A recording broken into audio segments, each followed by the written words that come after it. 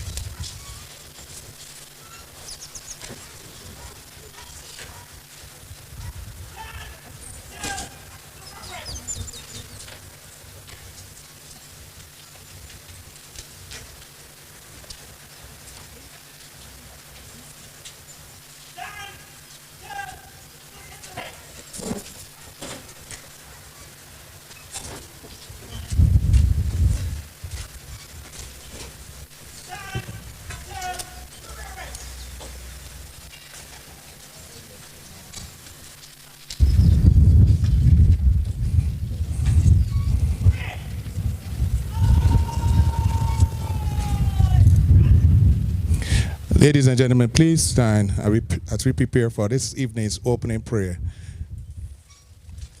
We will now ask Mr. Henderson Patrick, Deputy Chief Fire Officer, Barbados Fire Service, to lead us off in prayer.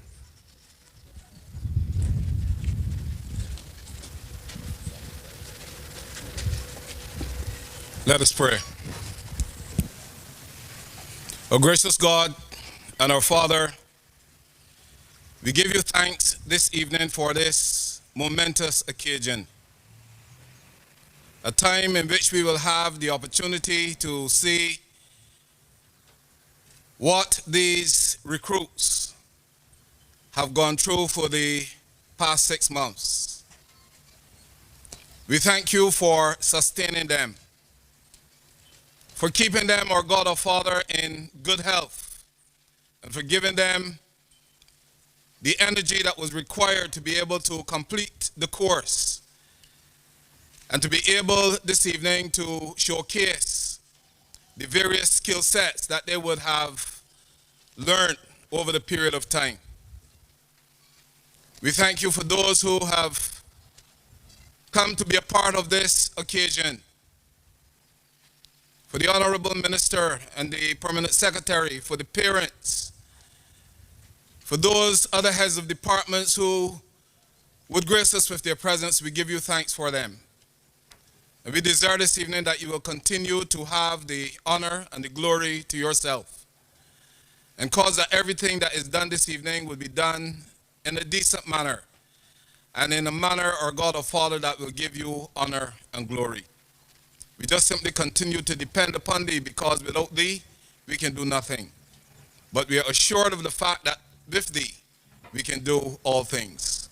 Receive the honor and the glory and the thanksgiving that we render to thee this evening, because we do it to thee in and through the worthy and precious name of your Son, our Savior and Lord, Jesus Christ. Amen. You may be seated.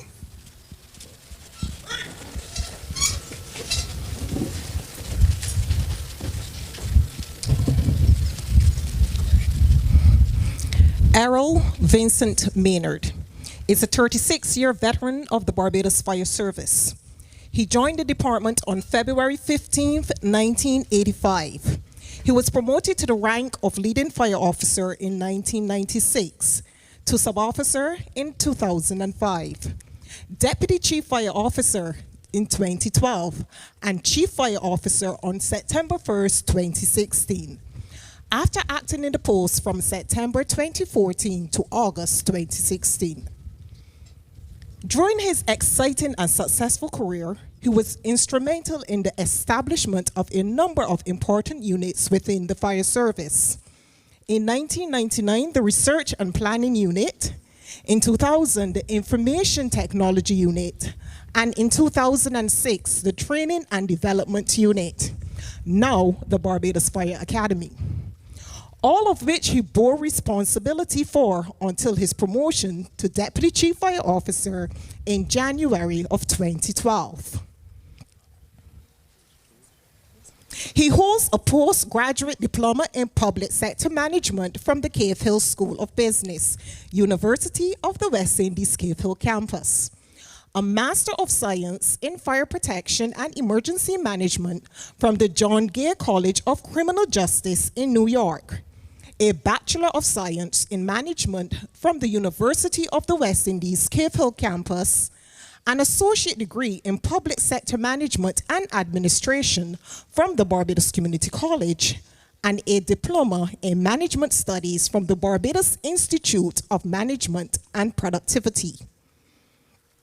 His professional development includes training in crisis and mass disaster management, Gailey International Management Institute, operative management of catastrophes, National School of Civil Protection, Spain, a National Fire Service Staff and Command course at Maryland Fire and Rescue Institute, Regional Security Systems Staff and Command course, RSS Training Institute, a certificate in fire service leadership from Henderson College, Dalhousie University, Canada, an intermediate fire command course at the Training Administration Division, Barbados, aircraft rescue and firefighting at Fire Lakeland College. He is currently the president of the Caribbean Association of Fire Chiefs, an associate member of the International Institute of Fire Engineers, and a director of IFE CASA. We now invite none other than Chief Fire Officer Errol Maynard to now give us the welcome remarks.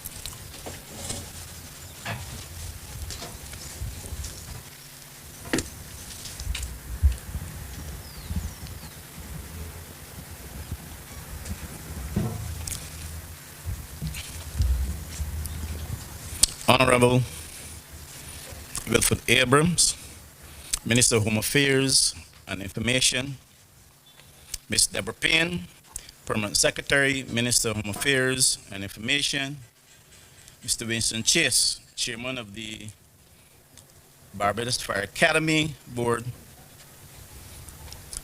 Mr. Henderson Patrick, Deputy Chief Officer, Mr. Trevor Bino, Chief Ammonus Officer, Dr. Cheryl Weeks, Deputy Principal, Barbados Community College,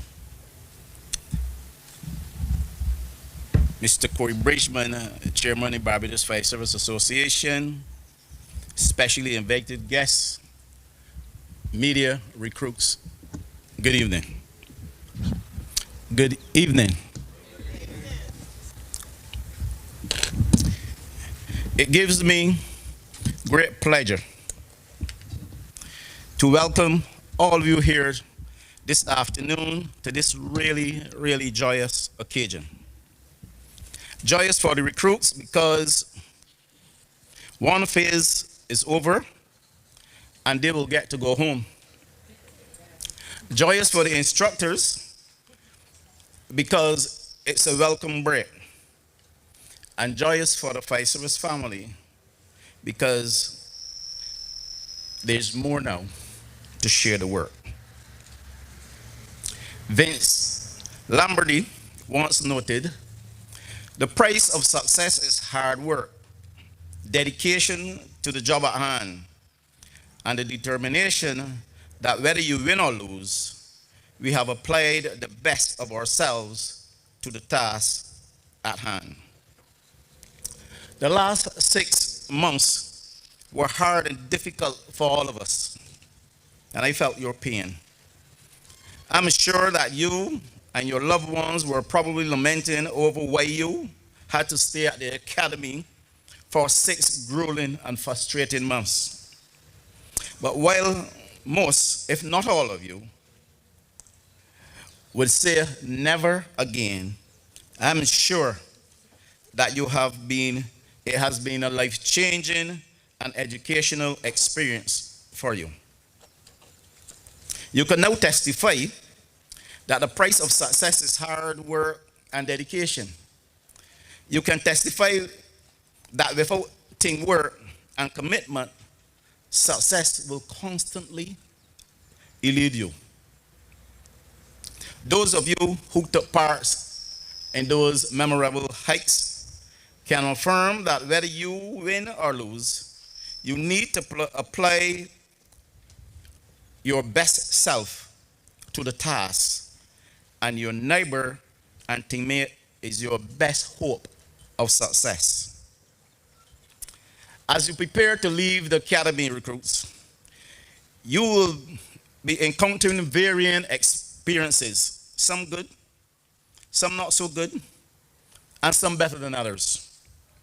Whatever your experiences are, I implore you to remember the basics and the foundation that was built here at the academy.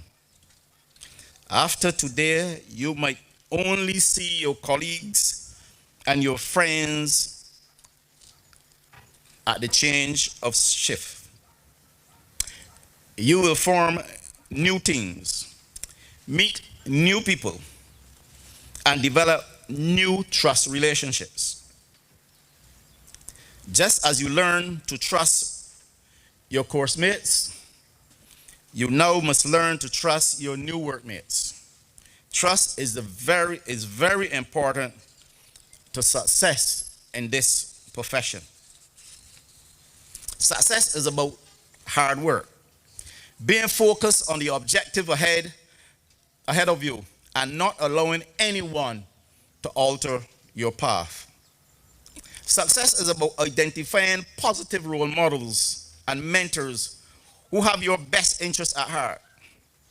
Success is an experience that those who have never felt it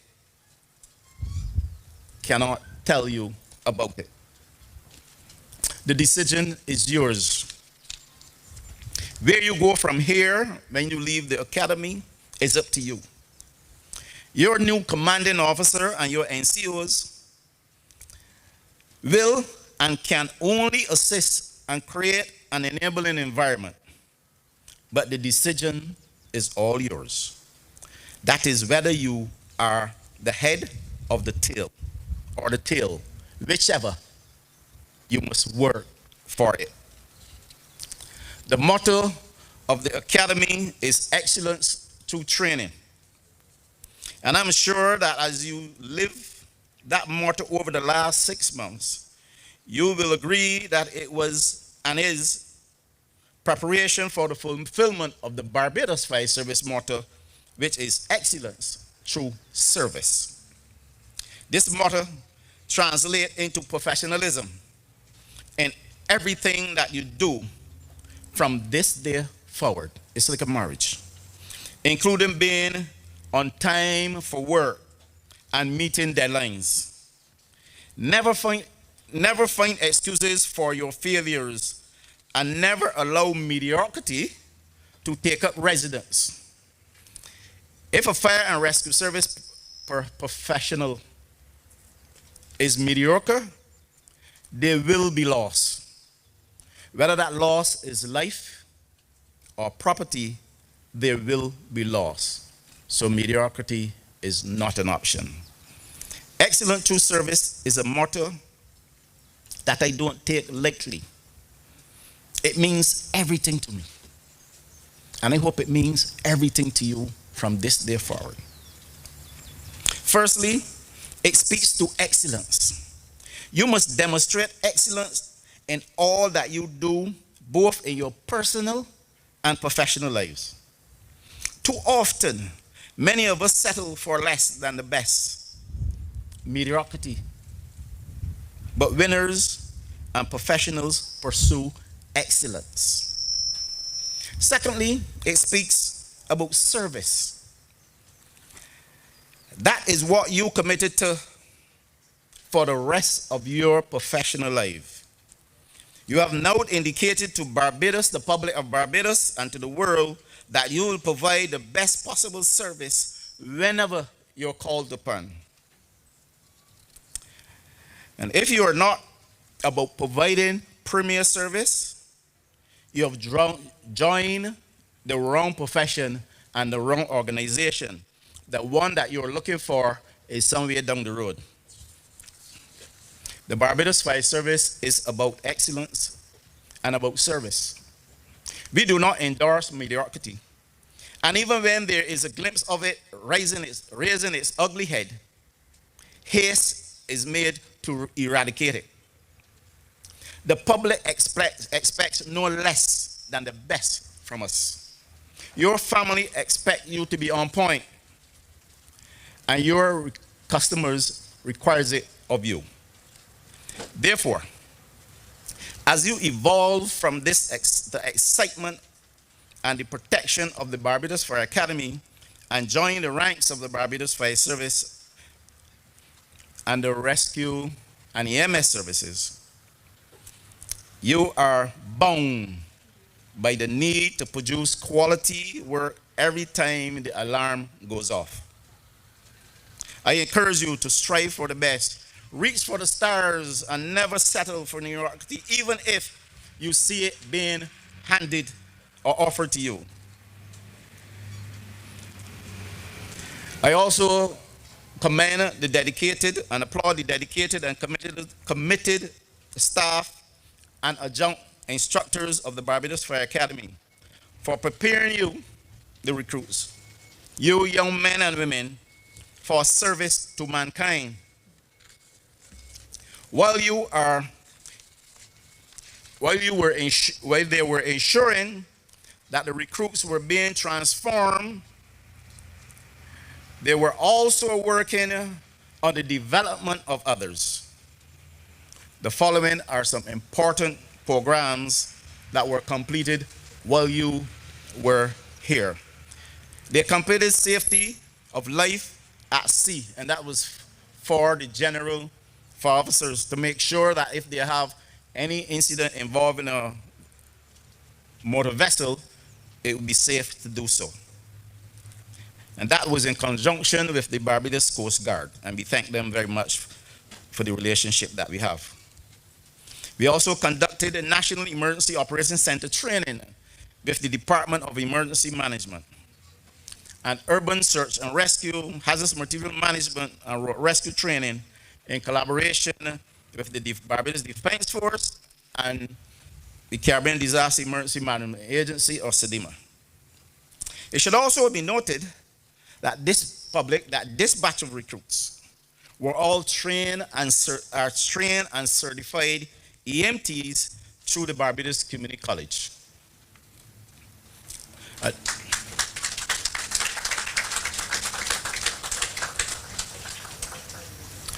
Additionally, scores of personnel from business houses and the public have been trained in fire safety, working at heights, and we see the danger in that recently, and evacuation procedures, just to make sure that when we go to work, when we are at home, wherever we go, we are safe.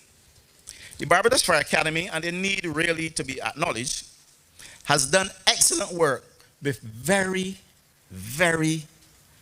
very small staff in serving both our internal and our external customers. That is excellent, and we need to give them a round of applause for the work that we've been doing.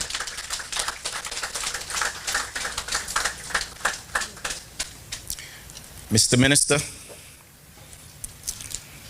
Madam PS, recruits, special guests, ladies and gentlemen, Ralph Marston contends that excellence is not a skill, it is an attitude.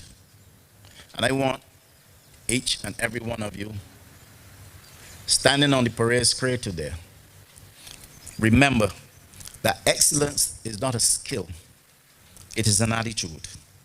And Robert Collier reminds us that success is the sum of small efforts repeated day in and day out. So you must continuously do the right thing and do it on a regular basis, and you will achieve the success that you pursue. So as you internalize and contemplate on these two concepts, I wish you, the recruits, you, the new members of the Barbados Fire Service, all the best in your new career, and may God continue to bless you. And to you, the public, I wish you a safe, a fire-free Christmas and a prosperous New Year. Thank you.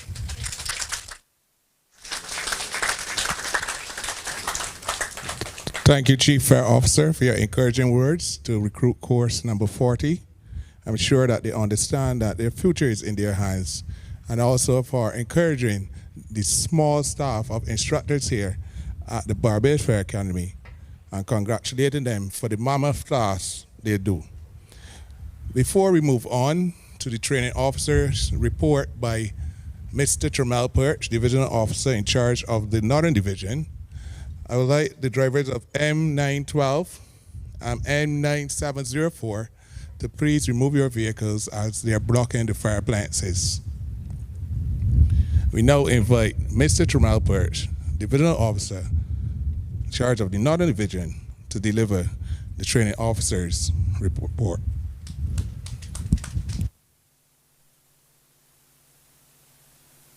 Good evening. Master of Ceremonies, the Honorable Wilford Abrams, Minister of Home Affairs and Information, Ms. Deborah Payne, Permanent Secretary, Ministry of Home Affairs and Information, Mr. Errol Maynard, Chief Fire Officer, Barbados Fire Service, Mr. Henderson Patrick, Deputy Chief Fire Officer, Barbados Fire Service, and other gazetted ranks, Mr. Winston Chase, Chairman of the Barbados Fire Academy, Mr. Bernard Hart, Acting Superintendent of Police, Reverend Adrian Odell, Chaplain, Barbados Fire Service, Mr. Trevor Bino, Acting Ambulance Officer, Emergency Ambulance Service, Dr. Cheryl Weeks, Deputy Principal, Barbados Community College, Mr. Corey Bridgman, Chairman of the Barbados Fire Service Association, recruits and instructors, specially invited guests, members of the press, good evening.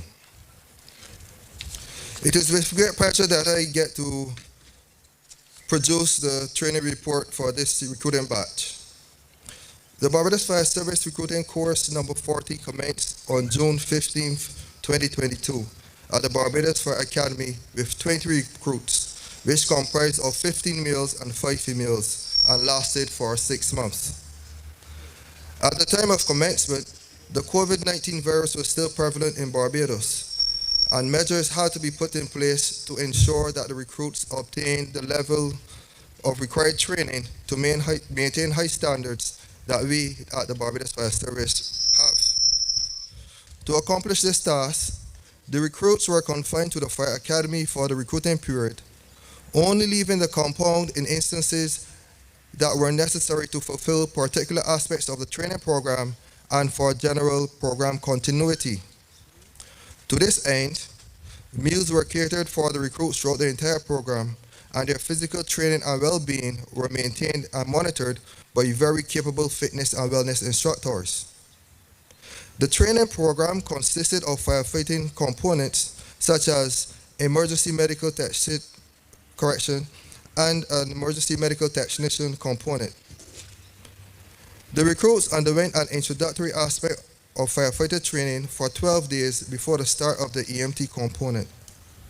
This introductory training included hose and hydrant and ladder drills, ropes and knots, and introduction to the fire service standard operation procedures. The conclusion of this aspect of training led to the commencement of the emergency medical technician course that lasted for 3 months. It consisted of theoretical and practical components and was taught by EMT instructors some of which were firefighters. The training included topics such as introduction to pre-hospital care, medical emergencies, and trauma. Theoretical components taught in these areas were well complemented and supported by numerous workshops, responses to different types of incidents, clinical rotations, and riding on the ambulances. There were also scenario-based training exercises held at the Mangrove Pond landfill that required the recruits to utilize a variety of techniques that they had learned. At the end of the component, there was an assessment period of study by means of written and practical examinations. The formal end of the EMT training led to the theoretical and physical components of firefighter training. This training came to an end last week, but the skills were continuously practiced, especially in preparation for some of today's activities. So I invite you to take in every moment of it. The theoretical component required completing Firefighter 1 and Firefighter 2, which is a standard requirement and included modules such as fire dynamics, building construction, and fire cause determination. The practical component built up on the introductory segment and included actual hose and hydrant drills, pump drills, self-contained breathing apparatus training, and rock rappelling, just to name a few. This was done primarily at the Fire Academy. Then, motor vehicle education and urban search and rescue training that started at the Academy were enhanced by coordinating off-site activities in locations such as Scrapman Metal Dump, at the Mangrove Landfill facility, and a venture into Coles Cave, respectively. Once again, the practical component complemented and solidified what was taught in the theoretical sessions. There was also an assessment period of study by means of written and practical examinations. The Barbados Fire Service, and by extension the Fire Academy, believes in developing its personnel, and this returns even at the recruiting level or stage. There are two of these areas in which I wish to report.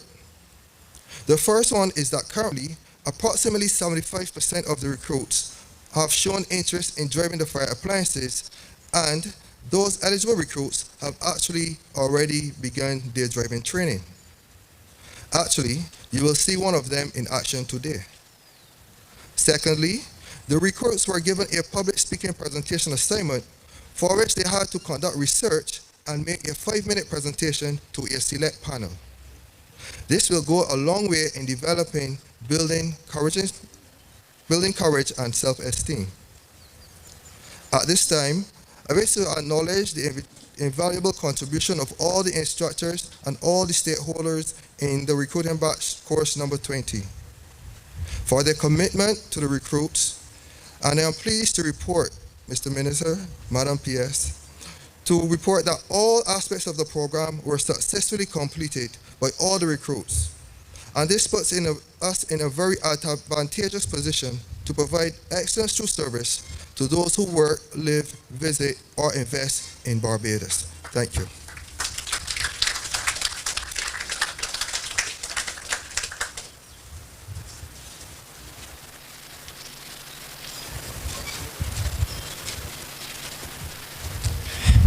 Thank you, Division Officer Birch. We now invite recruit Andrea Patrick for some recruit remarks.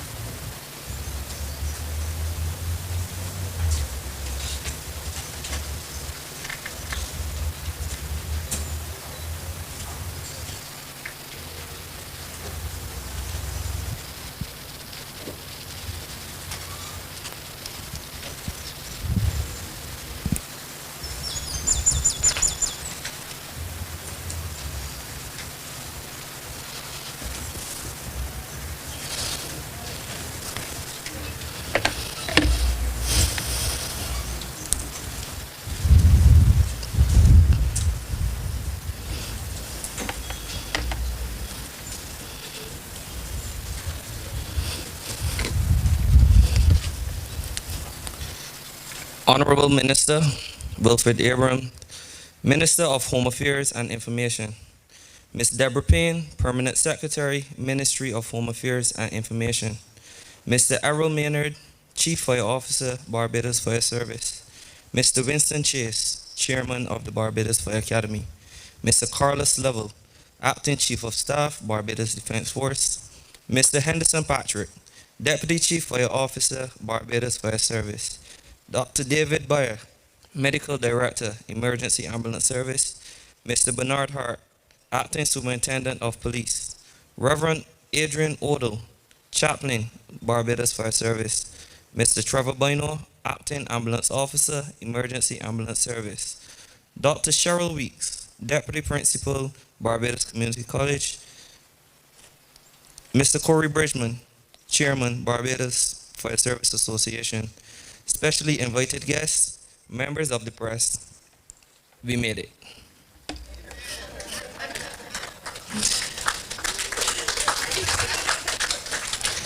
It is my distinct pleasure to present to you this evening the recruit's remarks.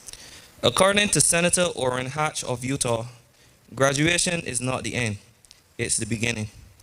Oftentimes, we are told that our learning begins when we start to work at our new stations, as the Barbados Fire Academy is just a stepping stone, which provides the foundation and the necessary tools to build ourselves both personally and professionally. What has recruitment meant for us? Well, for us, recruitment has been an amazing, life-changing, once-in-a-lifetime experience, never to be ventured again. Recruitment has been a journey filled with emotions, testing moments, learning experiences, and overall some wonderful memories. When asked what was your experience during recruitment, most individuals will say to you that in the initial stages, I thought I made a mistake. However, with the help of our amazing instructors and being able to lean on our fellow recruits for mental, physical, and emotional support, the transition process became much easier. Additionally, when it came to the theoretical and practical components of training, unity and togetherness was what ultimately saw us over the line. Not only are we about to join the ranks of the Barbados Fire Service, but standing before you today are 20 EMT certified fire officers. Therefore, in addition to protecting the lives, property, and environment of this fair nation through various firefighting and fire prevention activities, we are now also able to boost the pre-hospital care sector through our newly acquired skills. During the commencement of our training, adjusting to the regimented nature of the organization was somewhat overwhelming. From having to wake up every morning at a set time to perform our various fatigues and chores, to mustering in the mess hall for meals in an orderly fashion. We had to adjust to being told what to do and learning that every decision is made for a reason, even if not communicated or understood. Recruiting has taught us order, structure, discipline, obedience, and most importantly, respect. Recruitment was structured in such a way that although greater emphasis was placed on team building and team-oriented activities, it also allowed for individual growth, whether it be leadership skills, self-actualization, overcoming fears, and gaining self-confidence. Recruiting during the COVID-19 pandemic presented its share of challenges and experiences, primarily being away from our families and living among 20 different personalities for 6 months. In the initial stages, this was very unsettling as we all missed our parents, siblings, and especially our kids. To overcome this, we turned our energy into learning new skills, accepting constructive criticism, and adapting to the new environment. In doing so, it gave us a greater appreciation for this career and the opportunity for us to serve and protect our country. One thing that Bat 40 can boast about is our resilience. As each hurdle or stumbling block presented itself, together as a group, we overcame them, becoming wiser, more mature, more knowledgeable, and both mentally and physically stronger. As we stand here today before our families and friends that we left behind for 6 months, we can honestly say that we have created new friendships and bonds to add to our old ones. It would also be accurate to say that each of us now has 19 new siblings to add to our family trees. It is important to remember that we are not alone in this career, as it goes beyond the families we leave at home each day to the families we entrust our lives to whenever we report for duty. We must think beyond self and put others first.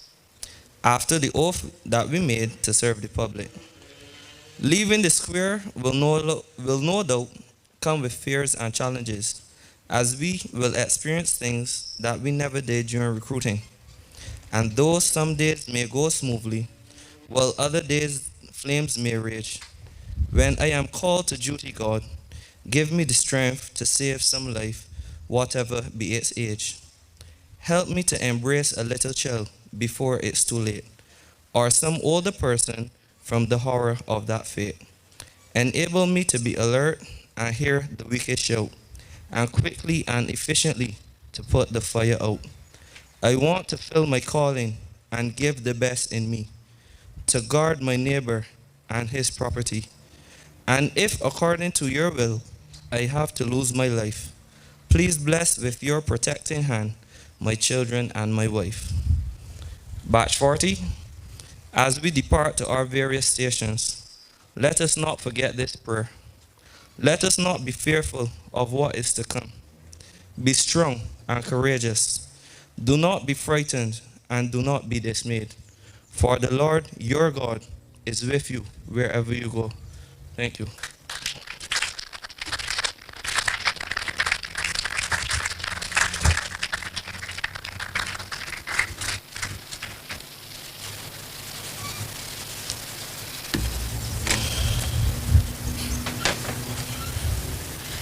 I'm sure we can give him a better round of applause than that.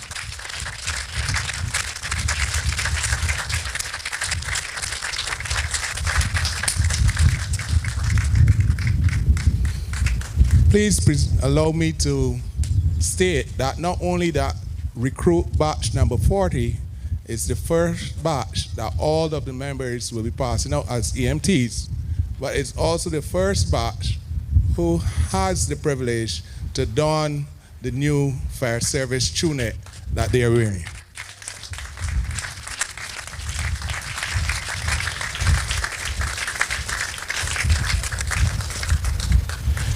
At this time, we would ask this evening reviewing officer, the Honorable Wilfred Abrams, Chief Officer, Fire Officer and Deputy Chief Fire Officer, to take the DS. As the parade commander is going to prepare the parade to be marched off after requesting permission from this evening's reviewing officer.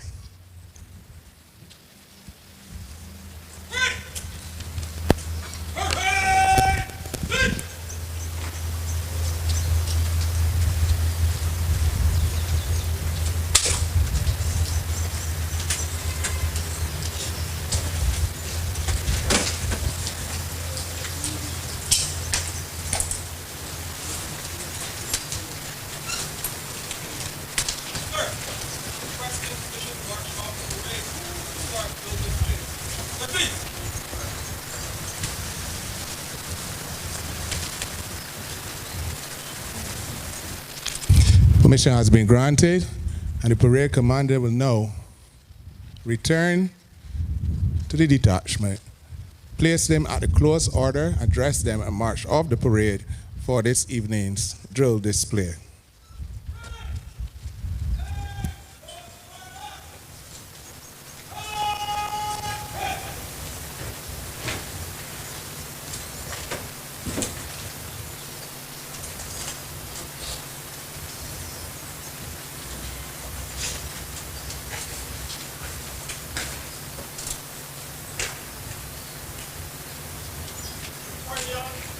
Hey! Shine! Down!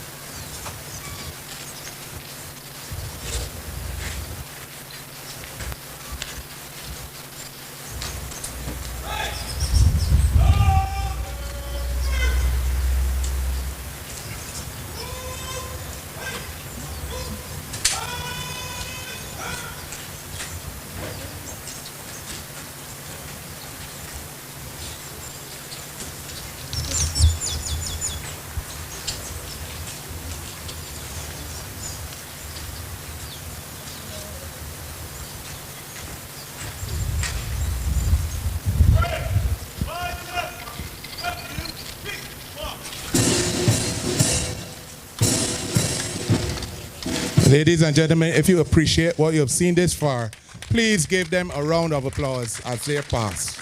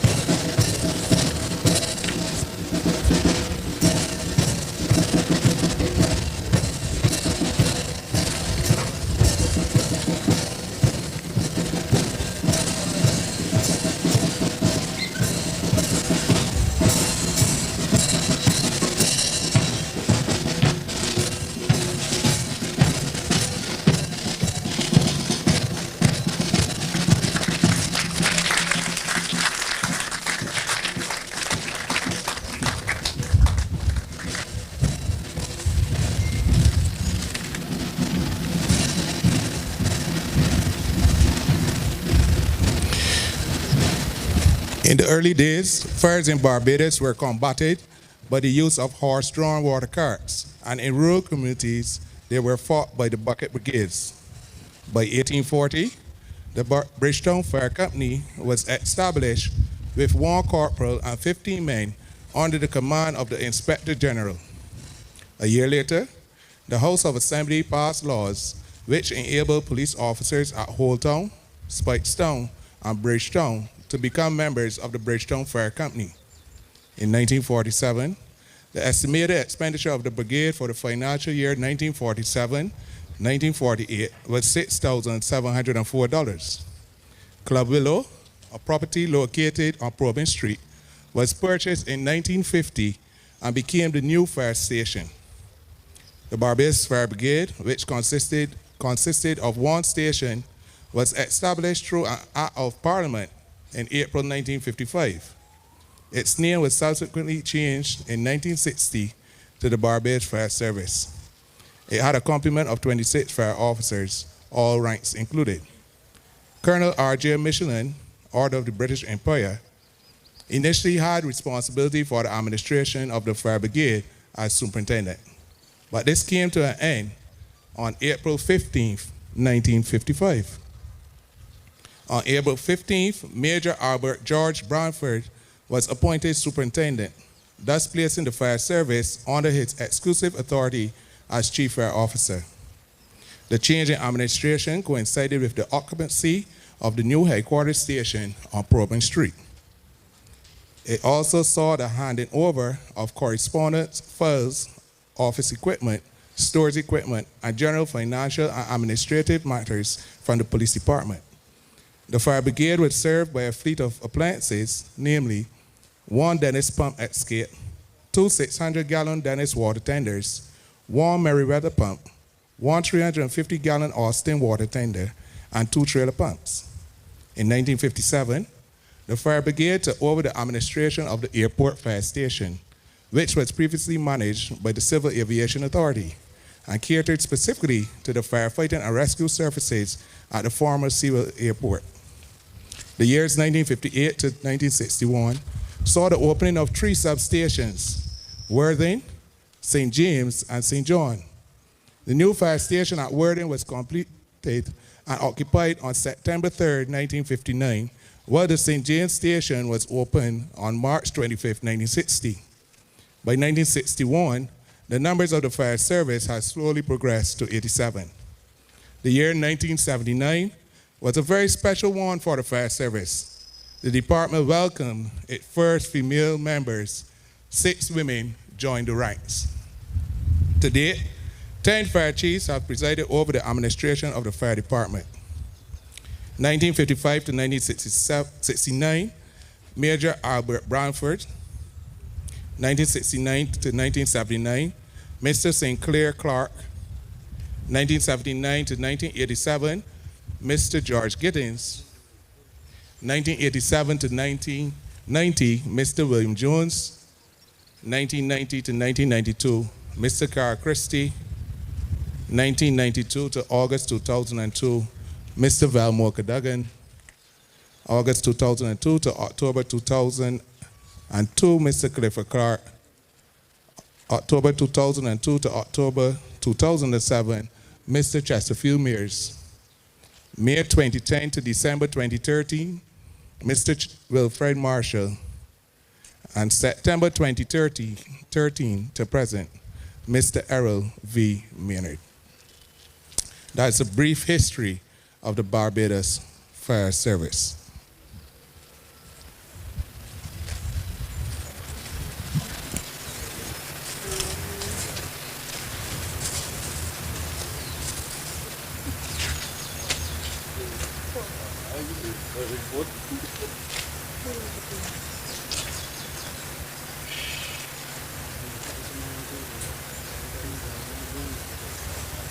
Bluetooth mode.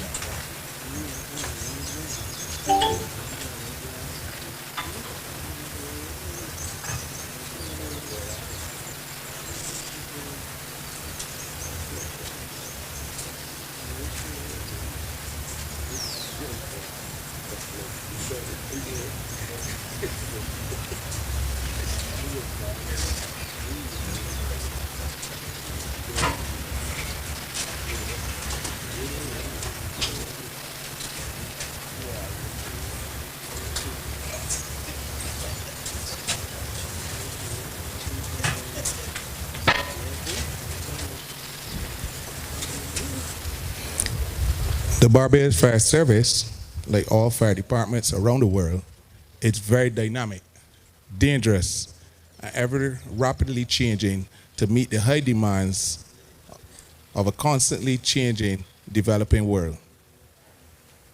This means that fire officers always have to not only continue to practice their skills, but to stay abreast of new practices, chemicals, technology, building structures, and codes, to name a few.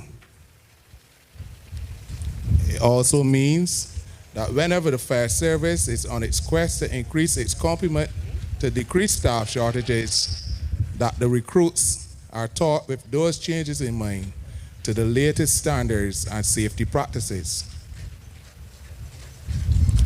This is in order to meet the required level of training to fit in with the experienced fire officers to provide their citizens with excellent true service. These young, vibrant recruits, selected from thousands of applicants between the ages of 18 years and 30 years, have endured 6 months of full confinement to be trained with a foundation to take them through their firefighting and rescue lives. Well, yes. They were tested in theory, practical, and also real-life scenarios and assessments that they will face. But it is the next phase of learning and development which now begins with their transitioning to their respective stations and honing of their skills by applying them with the guidance and support of all of our eagerly awaiting experienced fire officers. Today, these young recruits will showcase just a spark of the fiery training they have received for the latter half of this year here at the Barbados Fire Academy. And to put them to the test, they will have to perform this section while blindfolded. Minister, Permanent Secretary, Chief Fire Officer, Deputy Chief Fire Officer, other dignitaries, and specially invited guests and media, please put your hands together and welcome recruits Beckles, Alling, Thomas, Watson, Cadogan, Tate, Leon, Graves, and Marshall. Please do not try these stunts at home, please. It took them 6 months.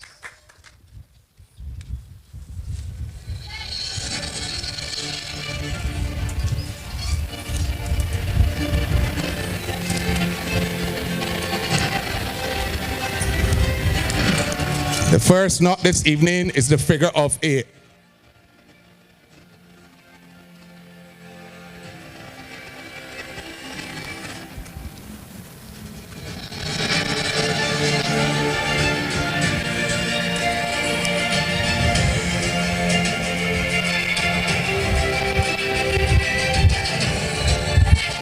We have a thumbs up and an okay from instructor Leticia Hunt.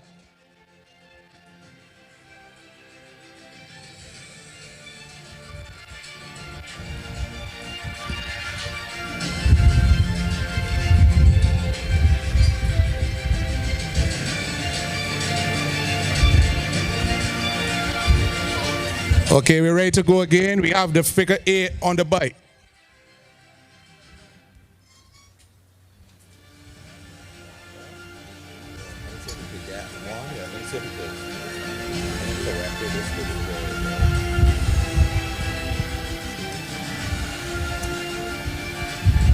And remember, ladies and gentlemen, these cannot see.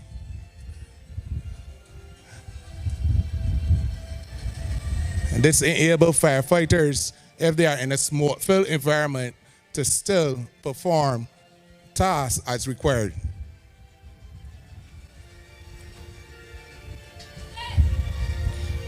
We have a thumbs up again.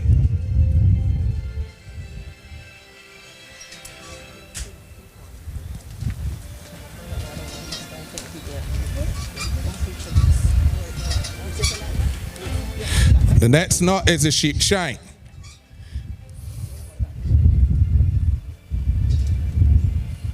Any Boy Scouts or Girl Guides in the audience this evening, if you know this knot, just raise your right hand. Okay, we have at least 4 persons. Sheep shank.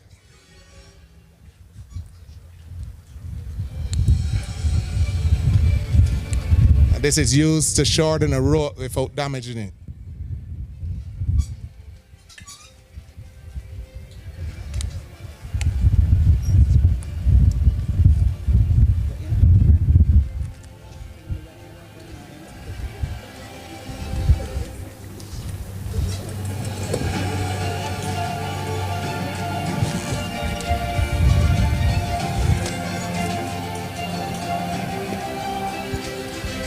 We have a thumbs up again.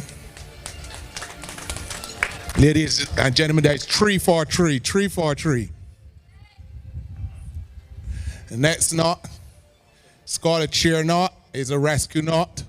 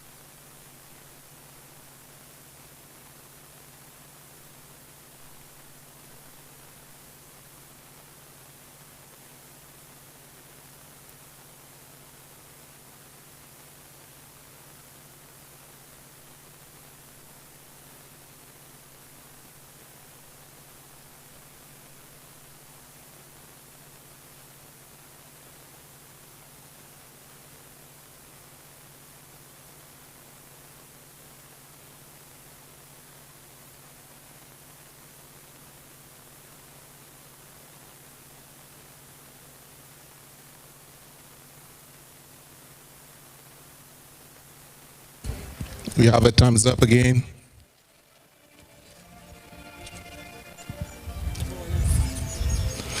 This knot can be used to rescue some person at sea. We have the bowline.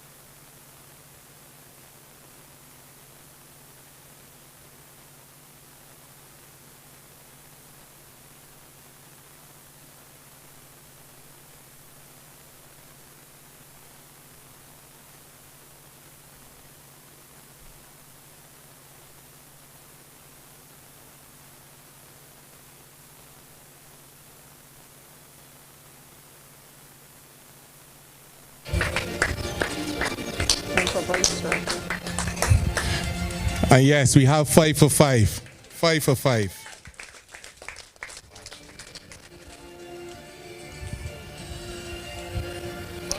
Unfortunately, we have a downfire officer. I know these recruits to demonstrate what they can do with these ropes to improvise a stretcher using rope.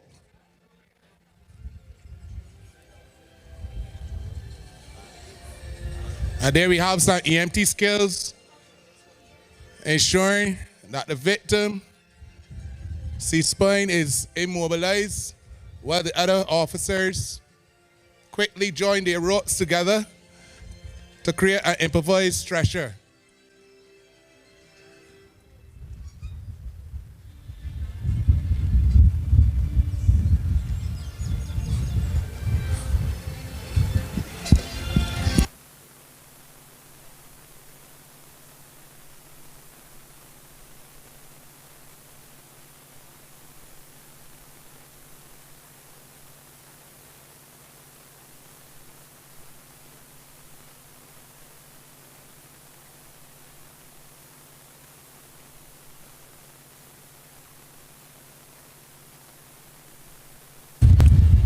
They're preparing to lay the rope wide enough for the victim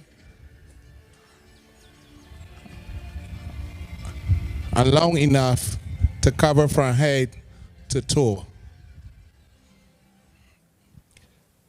Remember, rescue is not a fast task.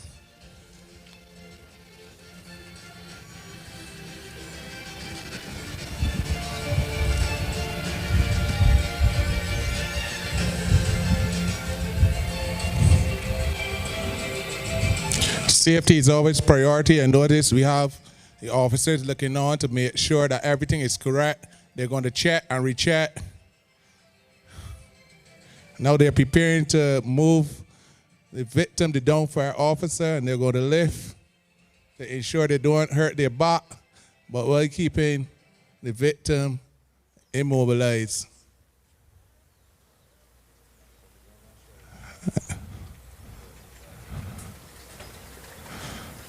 And notice the victim is kept as straight as possible. And the orders are being called from the person at the head.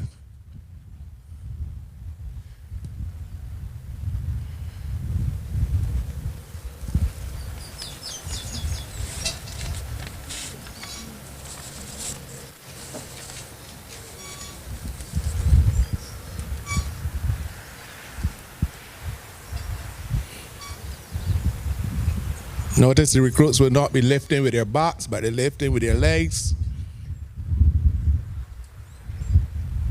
They're up together.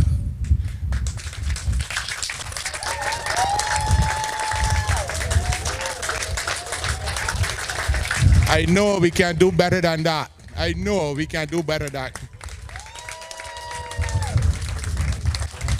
And away they have gone.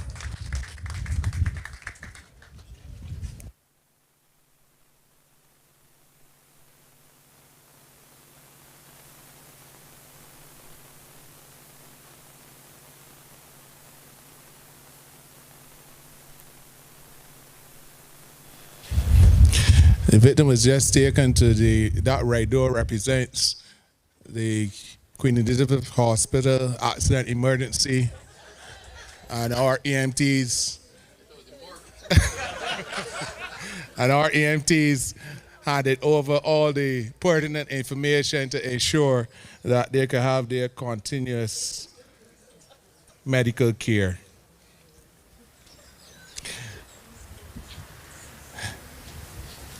This evening, we'd like to acknowledge the presence of some specially invited guests in the audience.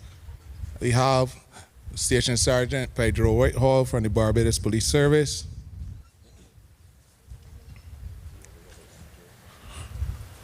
Acting Superintendent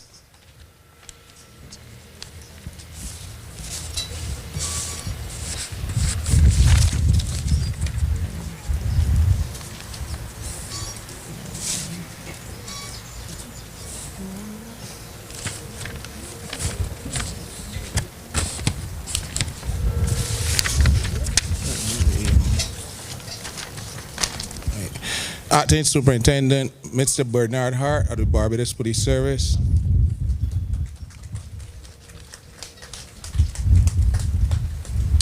Mr. Carol Alf Palmore.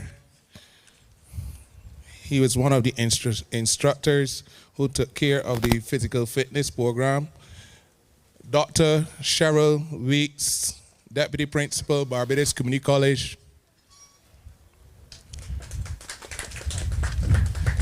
Mr. Wilfred Marshall, Chief Fire Officer, retired, Barbados Fire Service. Mr. Mervyn Mears, Divisional Officer, soon to be retired, Barbados Fire Service. Mr. Ernie Fields, Divisional Officer, retired, Barbados Fire Service. Mr. Corey Bridgman, Chairman, Barbados Fire Service Association.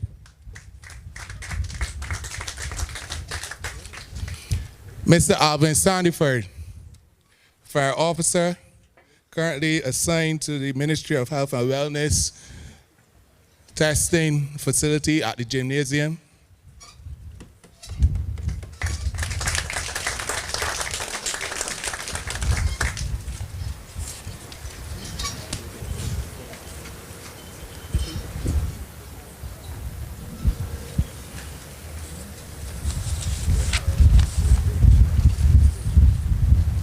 COVID do the dog.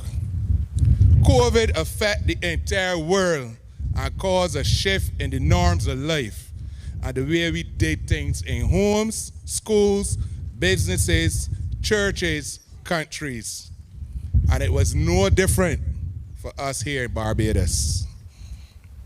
As I mentioned earlier, due to COVID, the recruits of Batch 40, just as it did with Batch 39, were confined to the Barbados Fire Academy for a full 6 months.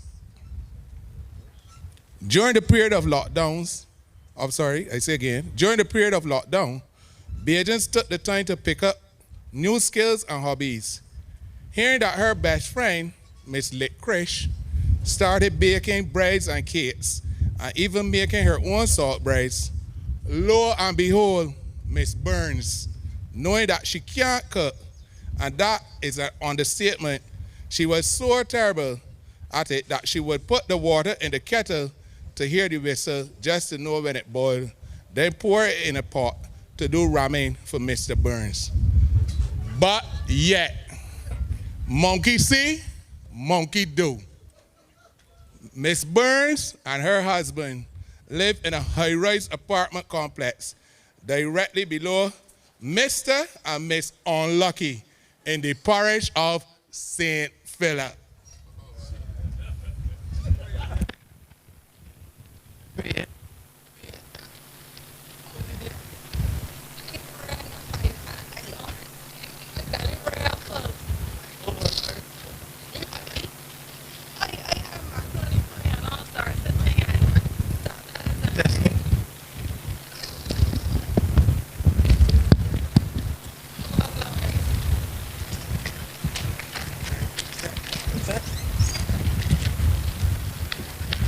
Babes, how was your day at work?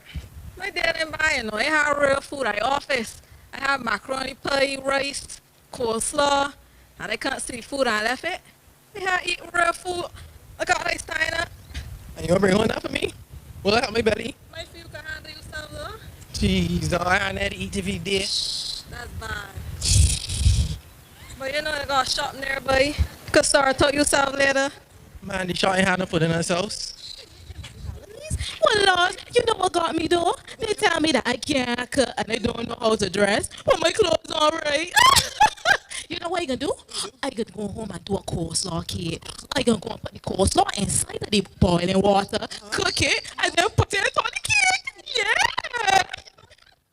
Wait, all your kids, we're glad to see you. Girl, come. I want you to house up a nice cooking here for you, girl. You're gonna like it. Come, girl. Come.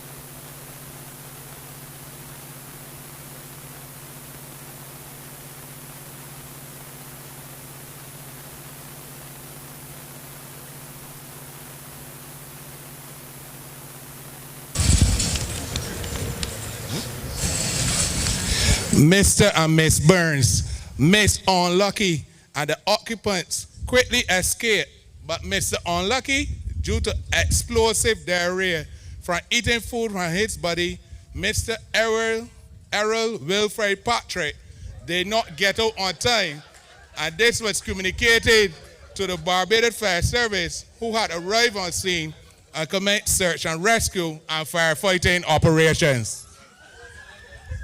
There we go, Mr. Miss Burns and Miss Unlucky out. The fire service has arrived. The first thing, they're going to the residents to find out what has happened. Where is the problem? On which floor? So they're gathering information.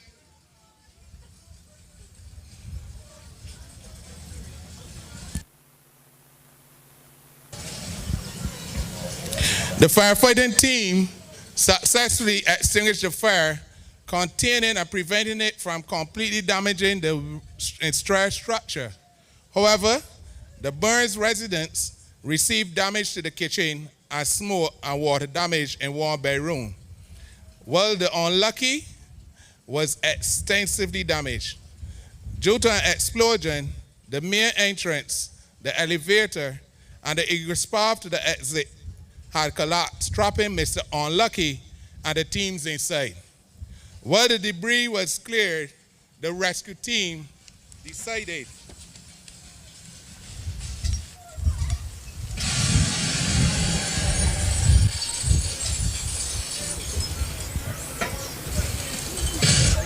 and now we have the rescue team getting into place. They've assessed the situation. They're going to make a determination as to the best actions to rescue Mr. Unlucky.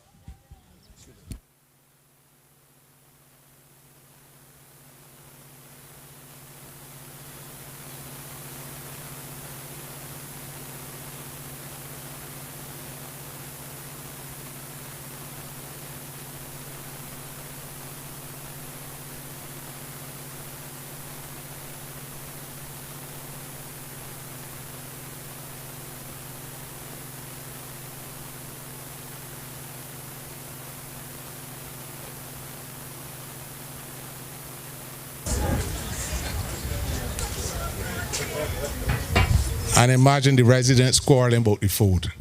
And Mr. Unlucky in a real unlucky predicament up there.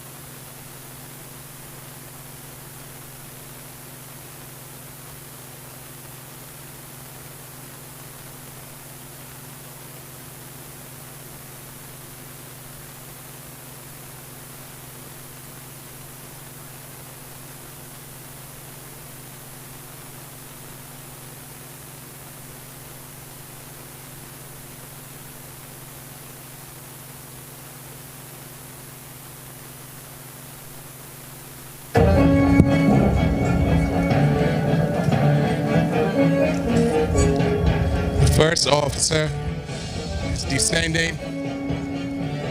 He's going to invert now in the windowsill.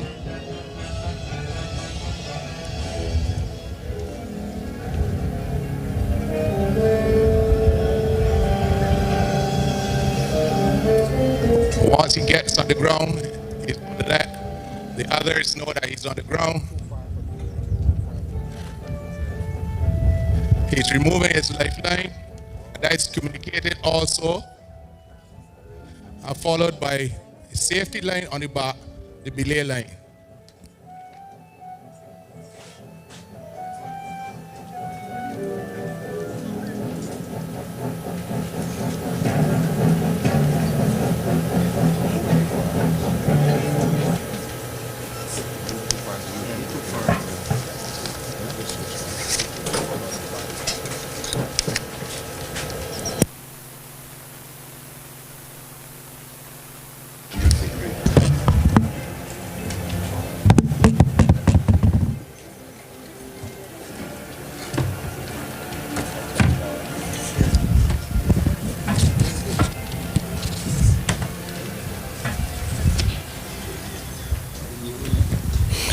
Our first rescue is on the ground, and the team has decided that they need to do a pick-off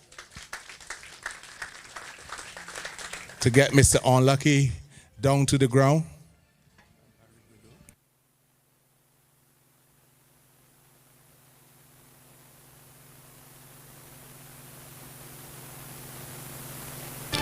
Remember, we have to ensure that safety is paramount, and therefore, before the officer exits the window, there are going to be checks and rechecks to ensure that belay line is on properly and that the lifeline is properly secured.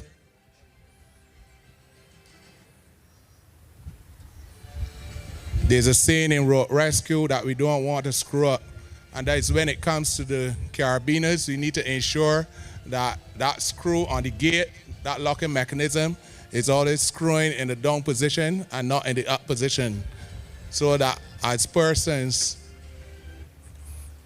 exit and rappel down, that at no time that screw that secures the gate on the carabiner does not open inadvertently.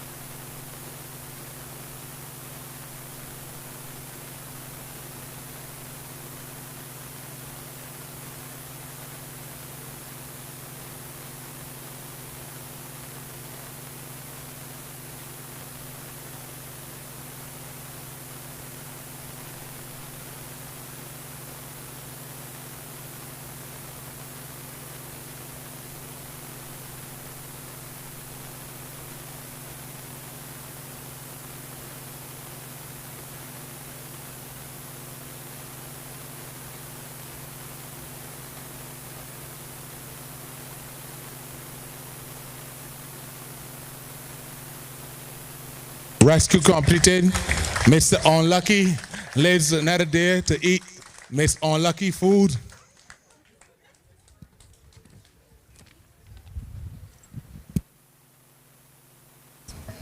Throughout this evening, I've been hinting at these young, vibrant recruits.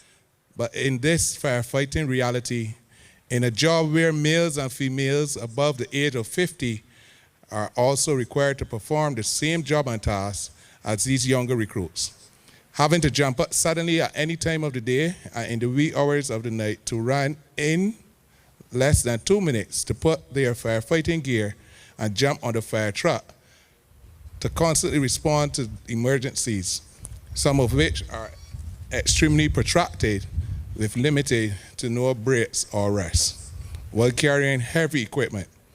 This isn't a desk job or a normal 8-hour job with a standard schedule and set breaks. No. So at any time, at any emergency, there's an over 25% plus higher chance, on top of the risk of getting cancer, cardiovascular disease, or death, for this to occur, especially for these older, more experienced firefighters who since 2015. The percentage of fatalities of firefighters over the age of 40 years has increased from 52% to 65%.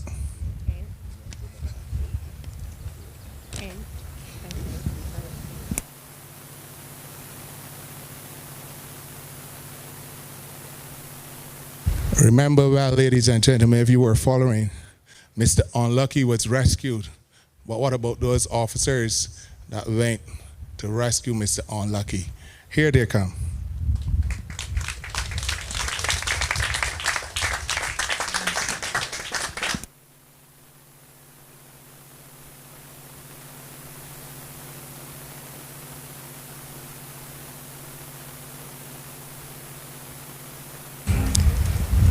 This shows the diversity of the job of the firefighter. Not only do we come to rescue those in need from in the community, but sometimes we have to rescue our own.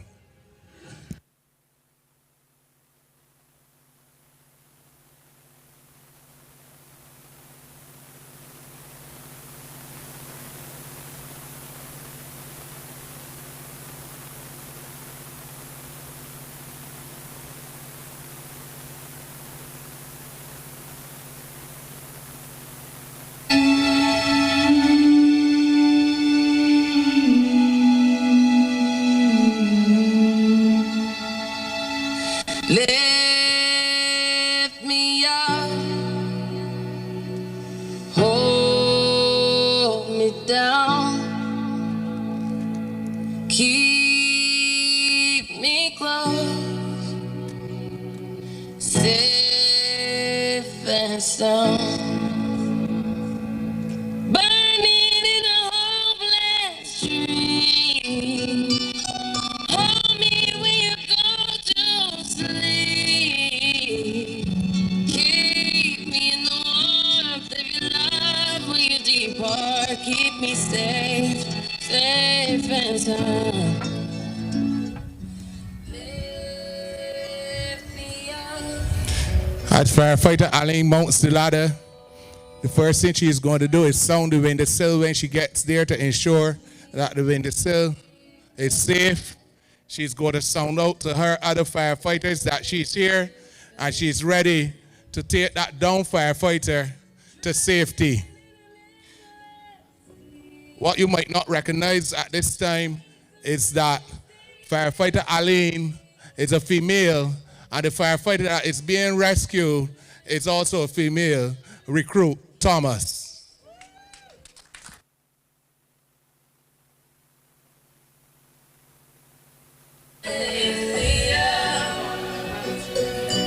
And slowly, she's going to bring her to the ground, ensuring that all two of her feet first are placed on the same round, and she's going to slowly bring her down, keeping her in between the ladder and her shoulders.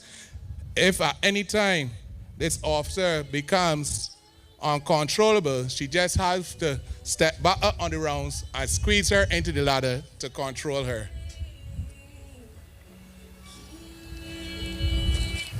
Safety is paramount. Notice the fire officers are carefully paying attention to ensure that this maneuver is done safely.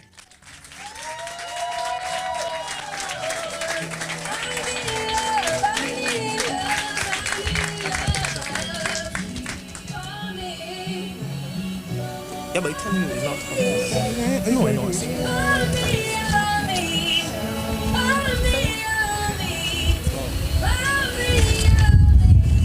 Mr. Unlucky said he ain't ever living in another high-rise complex ever again in life after that traumatic ordeal.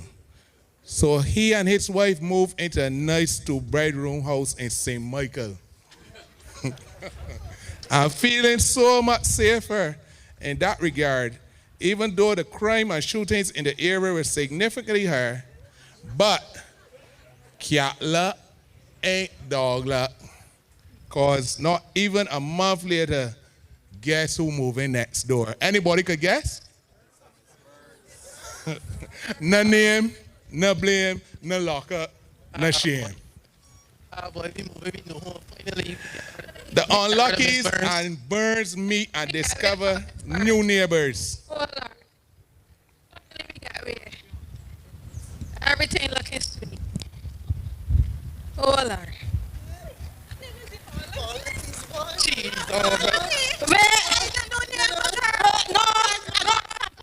I'm home. You know what I can do? I can do some macaroni pie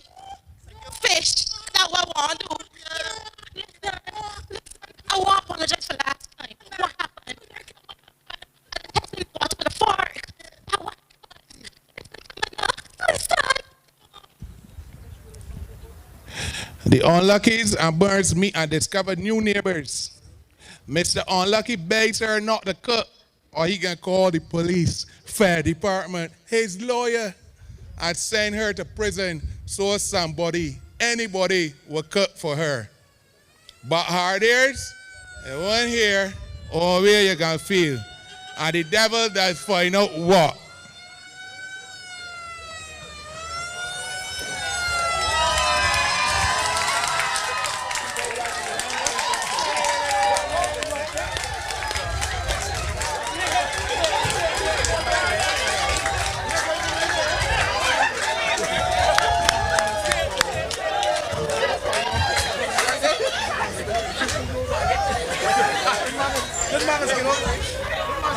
The crew has dismounted the truck. They recognize they have a fire over to the other side. They're quickly donning their respiratory devices, self-contained breathing apparatus. At the present time, they're also talking about the strategies where the driver is opening the pump beer.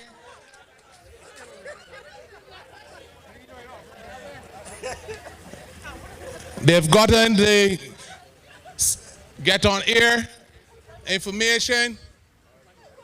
Team leader, Recruit Morrison. He has on his helmet. He have Recruit Blackman, Recruit Victor. A plant's being driven by Recruit Nurse.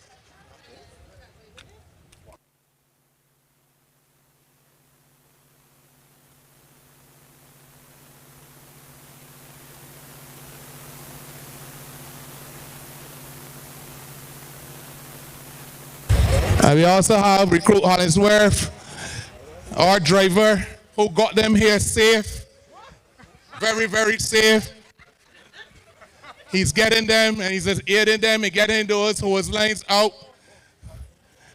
And this fire is raging. Recruit Blackman is going to start to run out the first length. The driver is going to make that connection to the delivery, and off they go.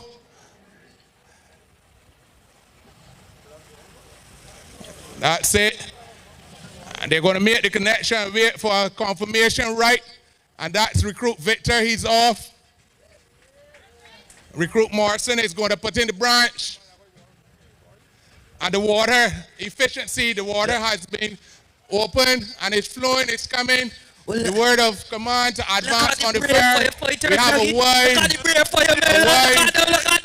pattern. They've just changed it to a narrow fire pattern. You ain't doing the fireman too. The fire has been out, and the fire officers, they're going to check and make sure that it's extinguished. They'll send back communication to the driver to knock off, and they're going to begin to make up. So once he has shut off the delivery, they're going to open the branch to release the pressure, and then they're going to make up the equipment. Ladies and gentlemen, all in the day's work.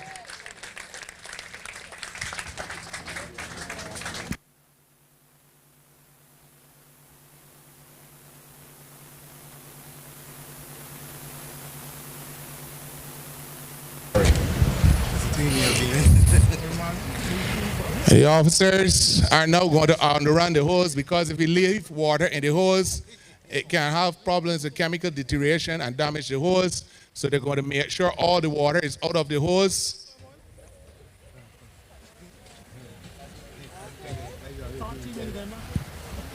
I remember this emergency could have been the first emergency at the beginning of a 10-hour shift or 14-hour shift.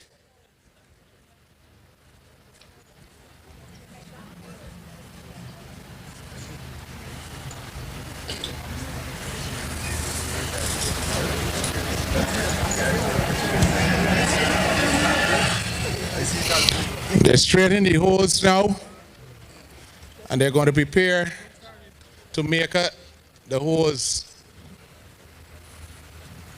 Notice these officers, a fully kitted out fire officer has an additional 47 pounds, and therefore it brings out the need for fitness in this job.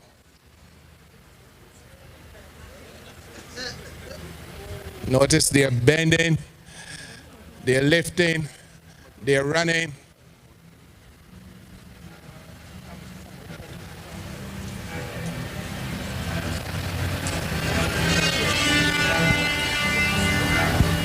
I'm sure that this team of recruit Nurse, recruit Victor, recruit Blackman, recruit Hollingsworth, and recruit Ward Morrison should be given a round of applause.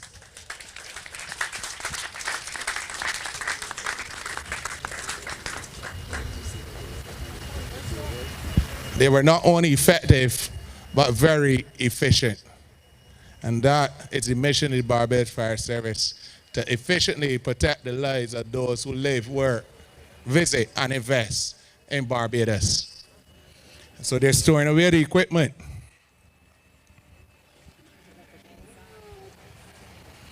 The fire truck is a man-made vehicle, and as much as it is checked at least twice a day at the beginning of every shift, at any time can develop a problem. And after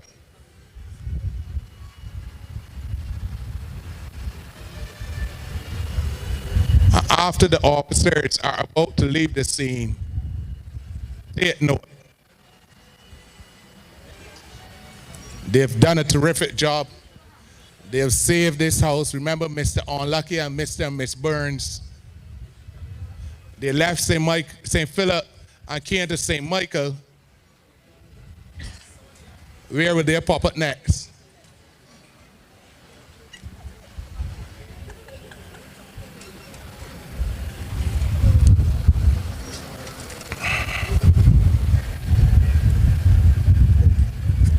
Recruit Victor is about to mount the vehicle, but safety requires that there's a spotter to direct the officer as he's reversing. Not one, not two, but three.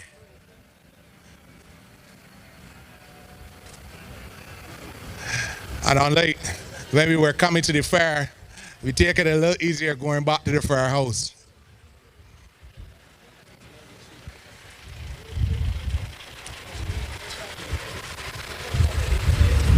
Okay, the officers going to mount their plants now. And as I said, the fire truck is like any man-made of plants. And therefore, after these officers leave the scene, you would not believe the fire truck broke down. In the middle of the road, the fire truck broke down, blocking 2 lanes of traffic from passing. The crews decide to do mechanical advantage to pull the fire truck out from blocking the road to allow traffic to pass and prevent any accidents.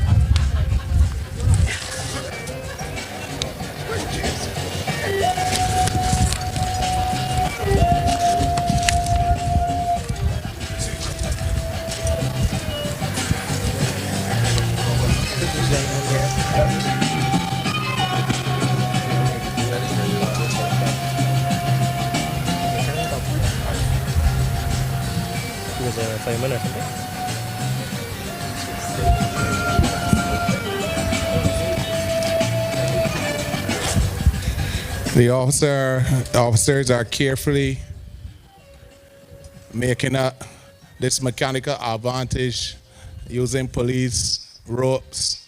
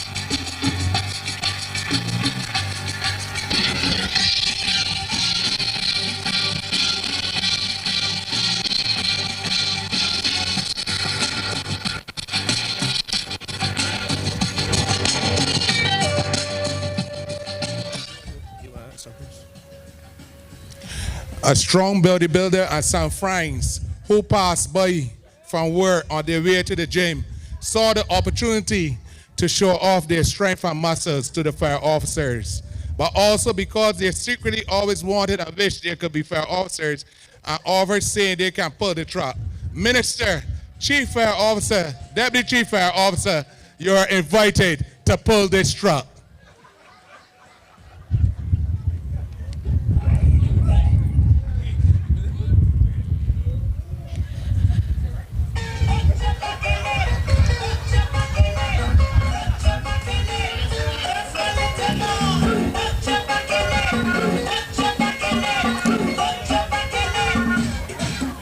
Nurse.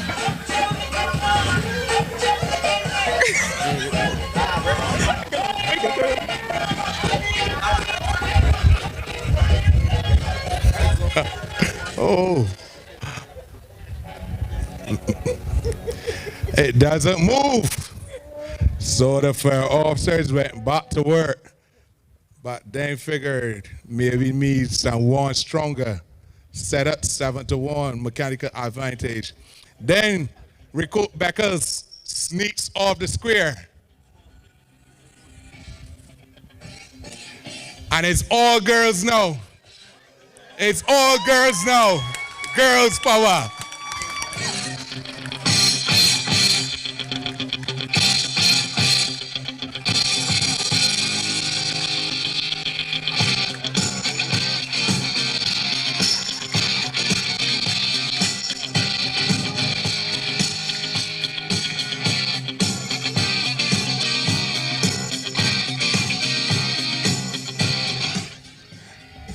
Girl power.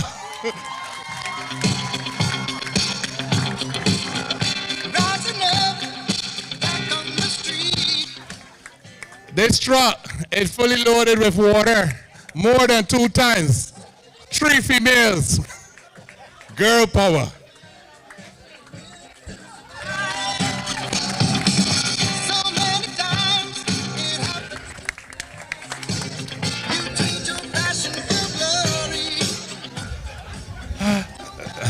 Ladies and gentlemen, in all honesty, Minister, Chief Fire Officer, Deputy Chief Fire Officer, you were up against the recruits. The moral of the story is look before you leap.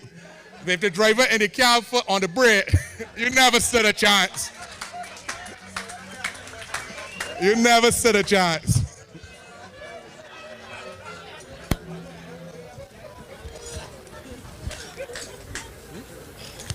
Just a gentle reminder to you, gentlemen, remember to stop and buy Benji's later.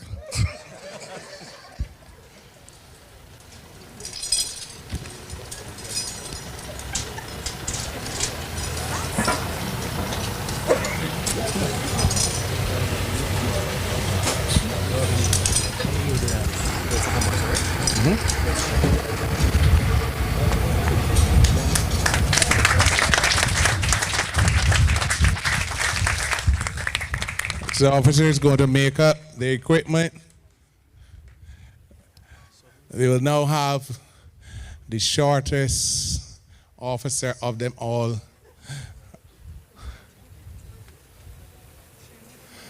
She will soon be coming. She's going to the dressing room to get taken care of with some of Rihanna's latest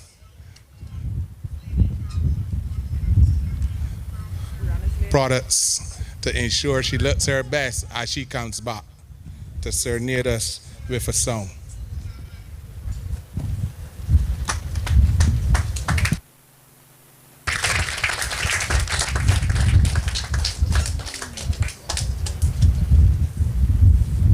But we are not finished yet with the displays.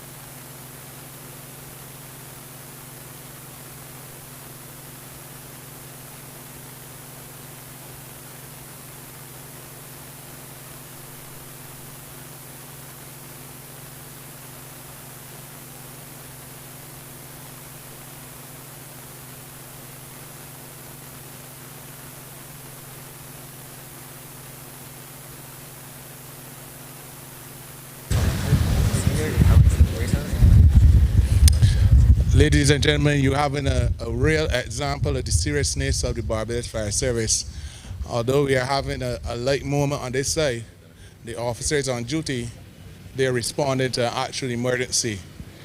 And for you, the parents, this brings the reality right home to you as to what your sons, daughters, husbands, wives, what they're getting involved in. And while they're responding, I cannot wait any longer because Recruit Marshall is making her way onto the center stage.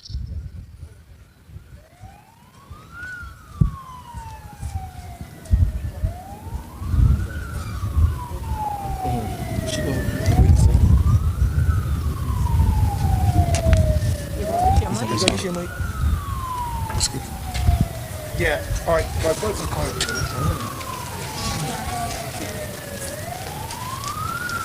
Thank you, sir.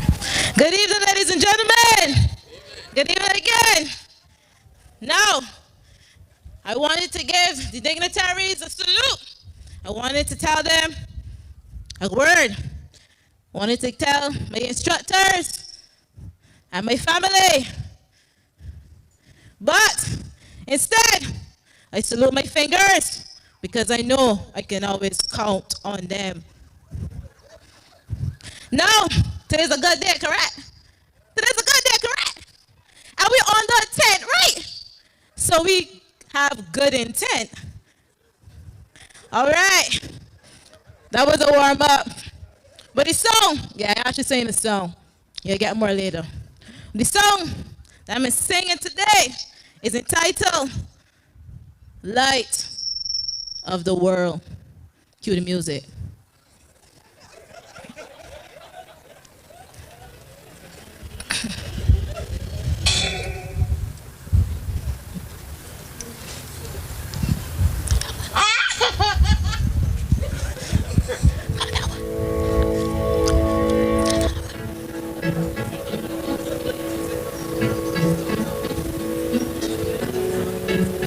Technical difficulties?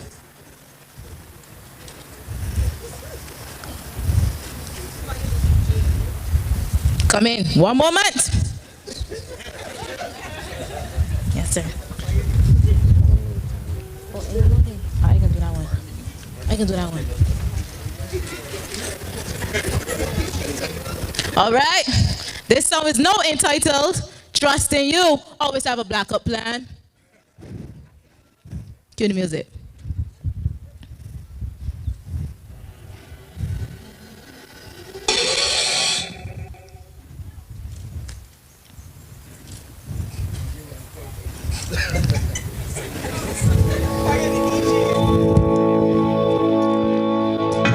Letting go of every single dream, I lay each one down at my feet.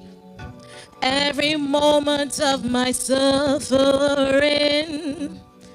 never changes what you see.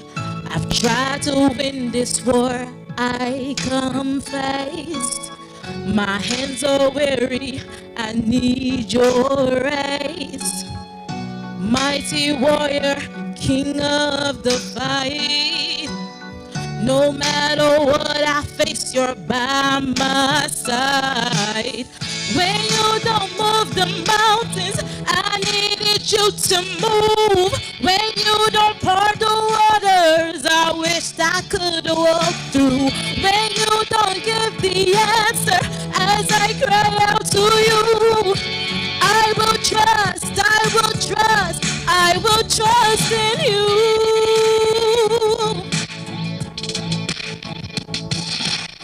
Truth is, you know what tomorrow brings. There's not a day ahead you have not seen.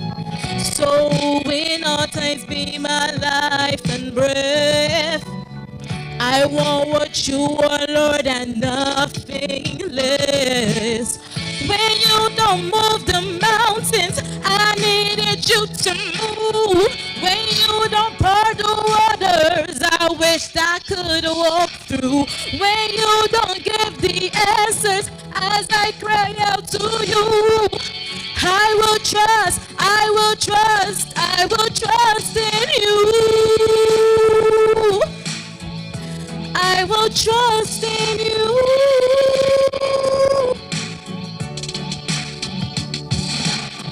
You are my strength and comfort. You are my steady hand. You are my firm foundation.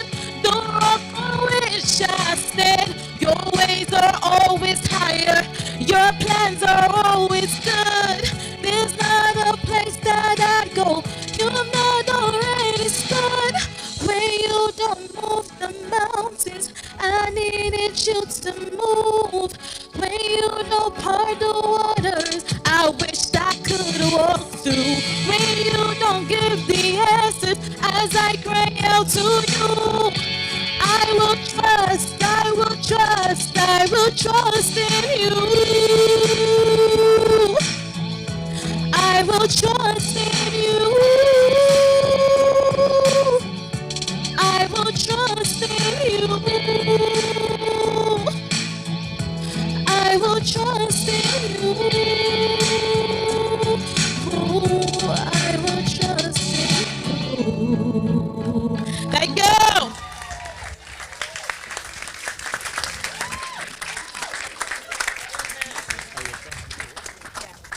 I will trust in you. Another round of applause.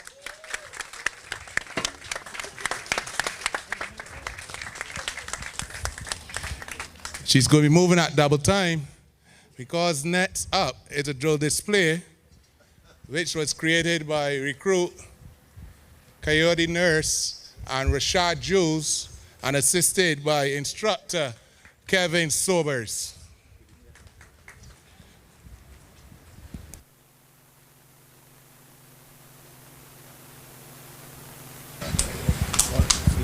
And for this drill display, they will also be assisted, that is all for drill display, and they will also be assisted by the drum corps from the Barbados Prison Service.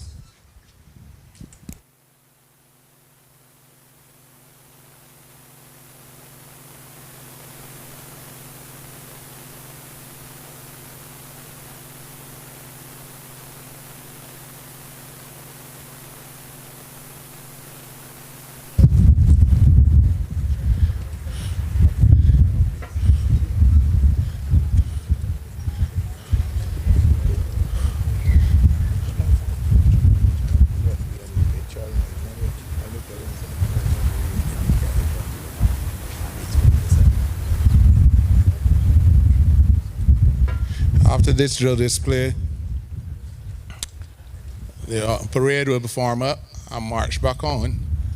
And following that, we will have this evening's feature address by the Honorable Wilfred Abrams, Minister of Home Affairs, Information and Public Affairs. Immediately after, we have the presentation of awards to the members of Recruit Course 40.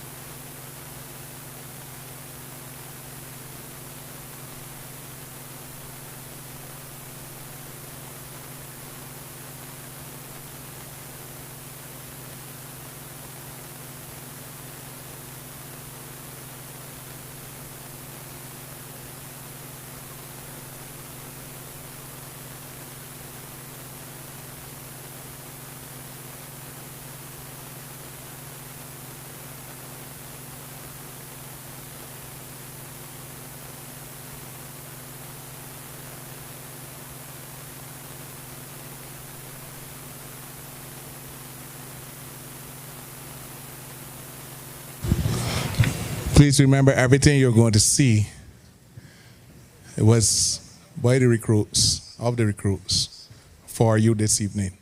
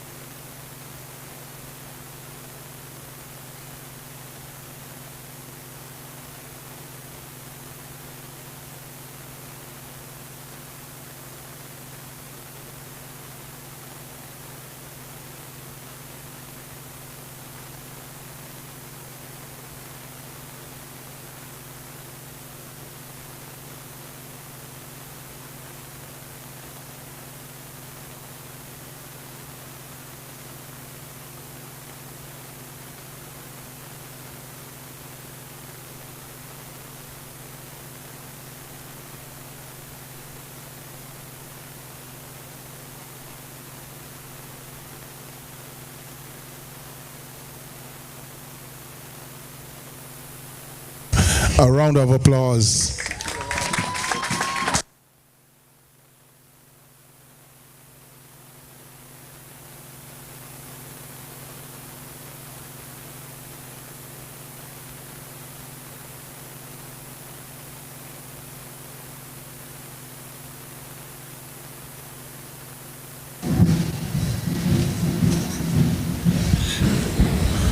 The parade is now going to be prepared to be marched back on.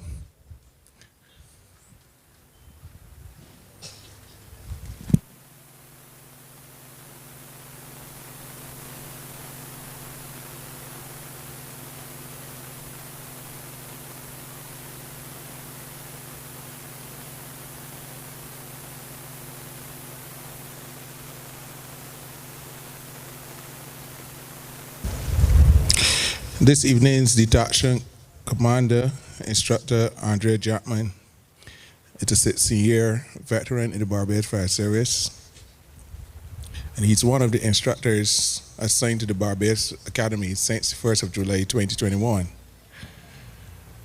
This is actually Instructor Jackman's first recruiting program. He received certification in air drone firefighting from the South Carolina Fire Academy, Urban Search and Rescue certification from the Bomberos, Chile, in partnership with the SEDEMA. And he's also a member of the Barbados Search and Rescue Team, as well as the Regional Search and Rescue Team, which completed a training course this year here in Barbados at this said facility.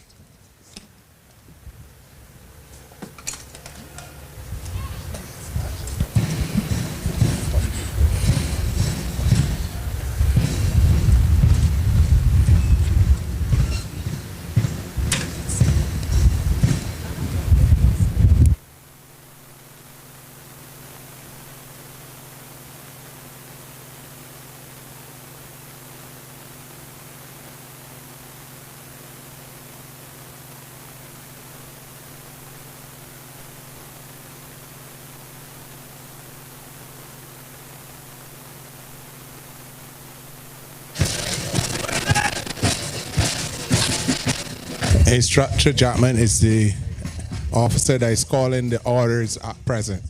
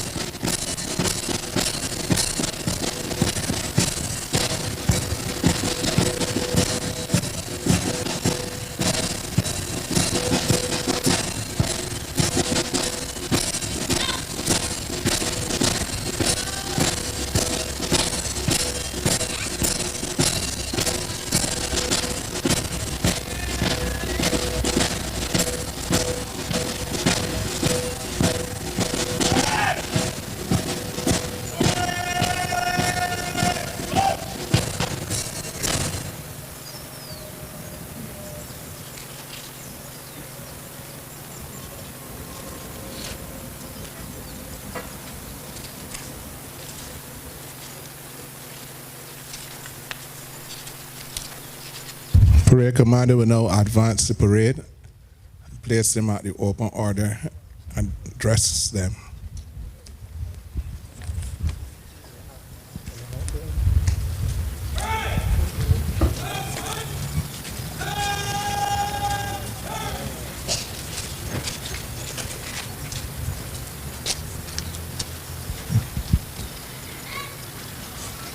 Officers now taking their position in the advanced position.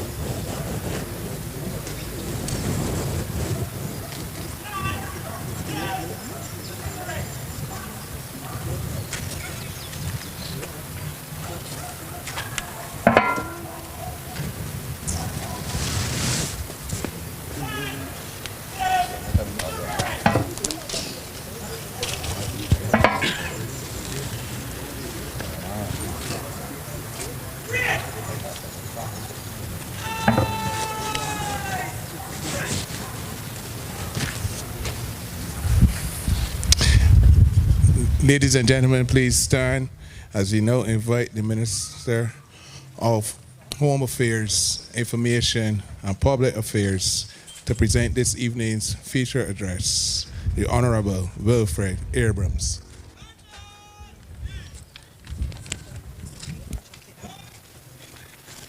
Please sit.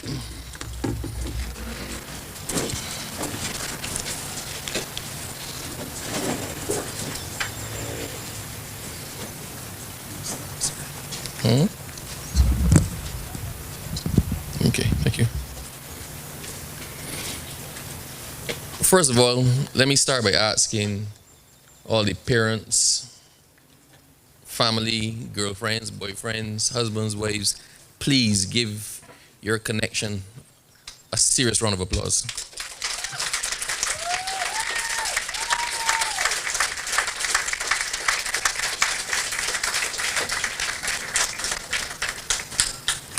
And like how all you all being modest all know. And I remember at the beginning when the MC had said that this is the first time in about 6 months they can get to go home. And somebody cheered out in the background. I couldn't tell whether it was a wife, a girlfriend, or a mother. It was a mother. But I noticed the deputy chief didn't cheer.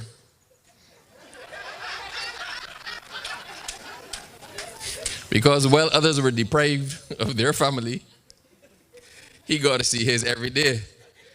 But big up Deputy Chief, especially invited guests, all of y'all, everybody. It's really good to be here. I have a particular affection for the Barbados Fire Service. And that came when I was a little boy at St. Giles.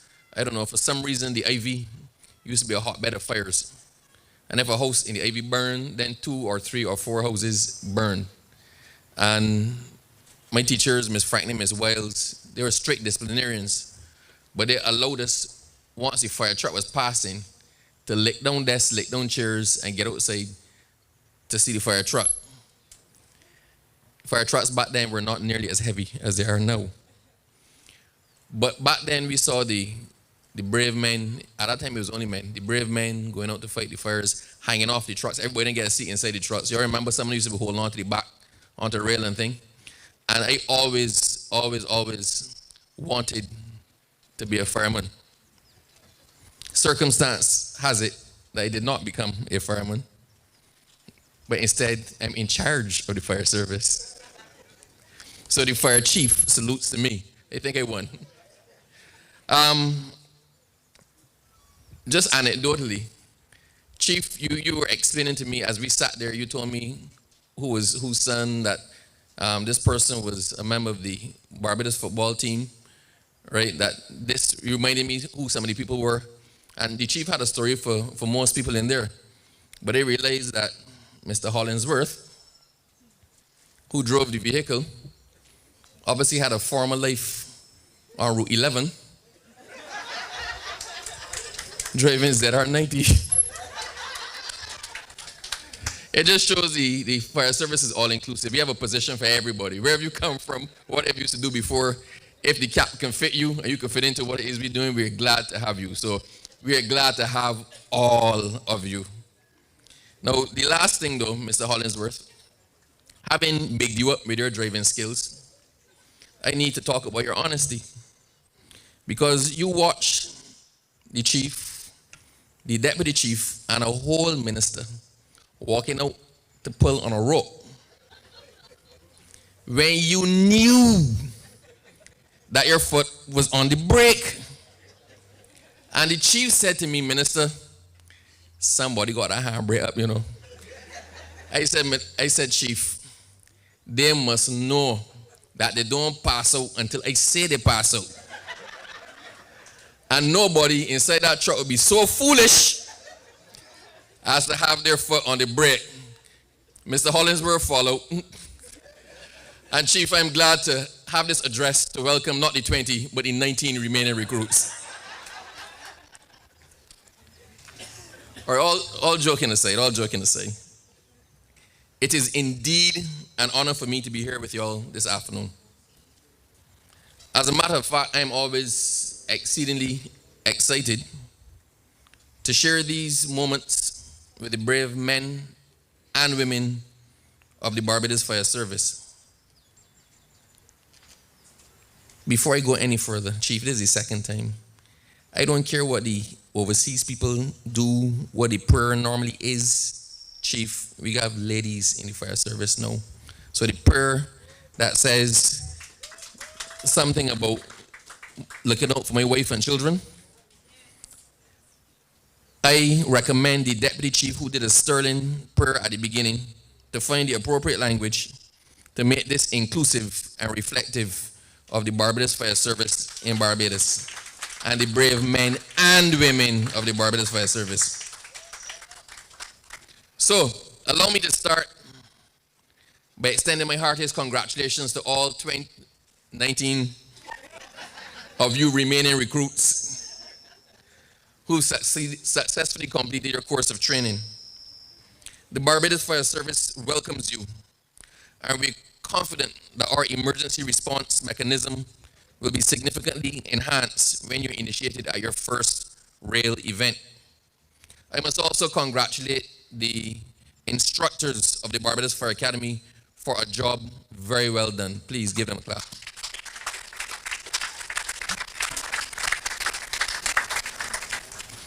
You recruits have chosen a career of selfless service in a time when there's much selfishness. I commend you for choosing a disciplinary service in a time of much indiscipline and when there's too much negativity being said about our young people. By participating in this training, you've said to the world that you can make a difference, that you want to be a shining light, and I wish you the ultimate success in your chosen careers. The career of a fire and rescue practitioner is not easy. It requires much sacrifice and dedication to be successful. This afternoon, I encourage you to keep the fire burning. Well, obviously not literally. Your job is to put the fire out. But I encourage you to keep the metaphorical fire burning. I encourage you to strive to be the most successful fire officer ever. Continue your endeavors to serve mankind. It is the best job that one can ever do. John Foster contends that one of the strongest characteristics of a genius is the power of lighting his or her own fire. You have lit your own fire. I now encourage you to use that flame to light your path through an exciting and successful career, and also to light the path for others to follow you. A life of service is not an easy task, but it is one of the most fulfilling and successful careers that you can choose. As a politician, I can attest to that. I beseech you, therefore, to shield your fire with all your might and never let anyone extinguish it. That goes against your training, since you are taught to extinguish fires, but I speak of that inner fire that drove you to join this noble profession. As the minister responsible for disaster management in Barbados, I am pleased that the Barbados Fire Service continues to take a comprehensive disaster management approach to its operations and training. You've demonstrated time and time again that the efficient use of resources is paramount. Chief, I am mindful of your constant reminders that it's a waste of resources and training to have the fire rescue personnel burdened with the tasks of dispatchers in the dispatcher center. And I do agree with you. Our ministry will therefore be working with the Ministry of the Public Service to secure posts of dispatcher for the Barbados Fire Service, and possibly as a national policy. This will certainly free up the fire officers and other trained professionals to concentrate on their areas of specialty. In the fire service, that will be fire, rescue, and emergency medical services, and other incidents as necessary.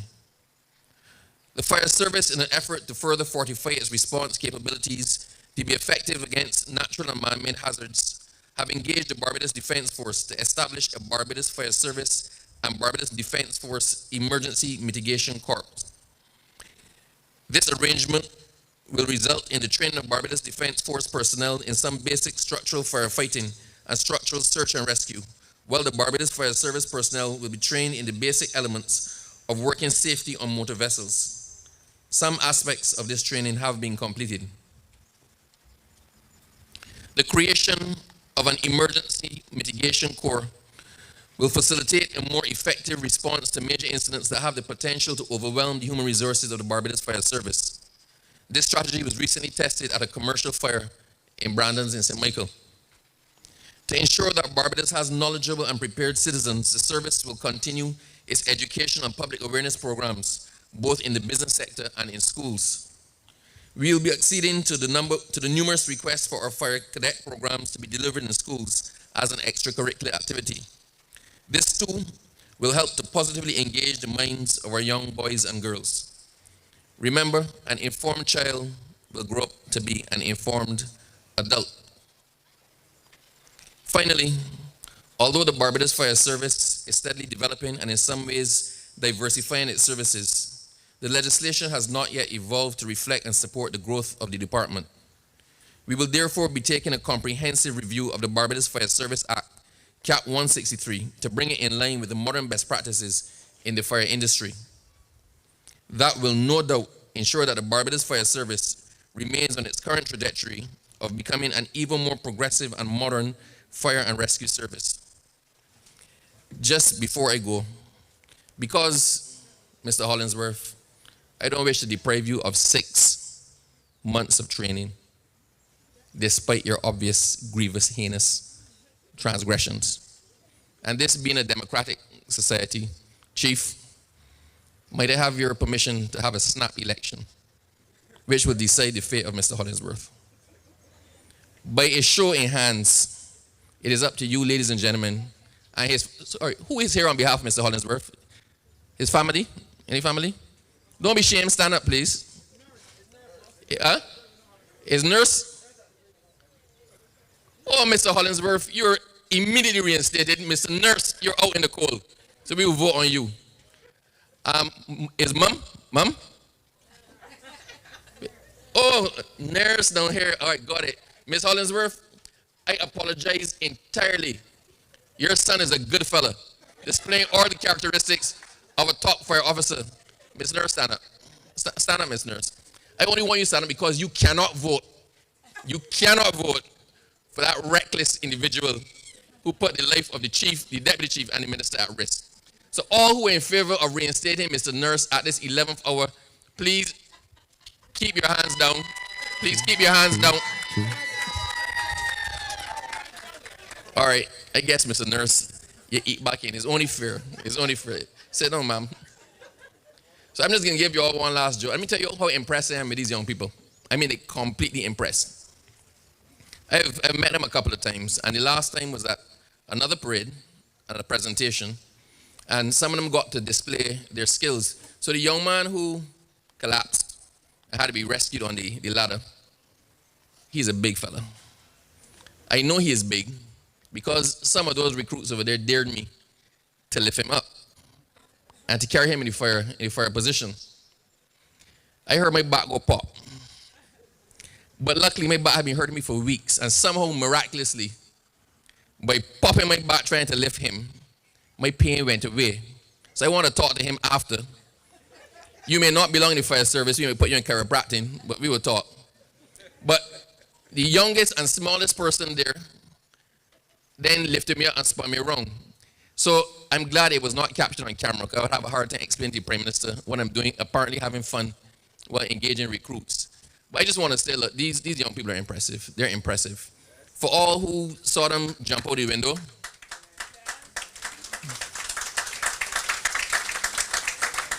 and I know who the parents of the ones who jumped out the window were, because y'all were not looking. You were hiding your faces.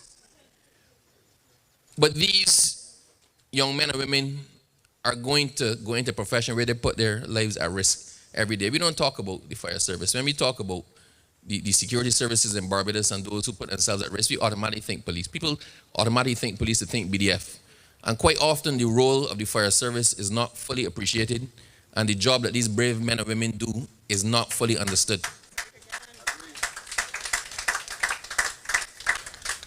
A number of the officers who are in the fire service will tell you that whenever I see them on the road fighting a fire or doing something, I stop. Once I'm not in their way, I stop to thank them for the service that they do, because it is a service without which we in Barbados could not survive.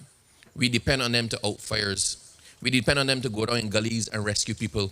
We depend on them when somebody gets lost in one of the caves to put their lives at risk and go and rescue somebody who had no right in there in the first place. We ask them to do the things that we would not do, that we cannot contemplate doing. When people are in a house, a lot of us pass when we pull out the camera, we start to take pictures, and they have to make that snap decision: do I go in there knowing that I may never come back out? So for all of you out there on parade, understand yours is one of the most serious self-sacrificing professions that you can possibly enter. Each one of you is already a hero, having signed up for this program and passing out here today.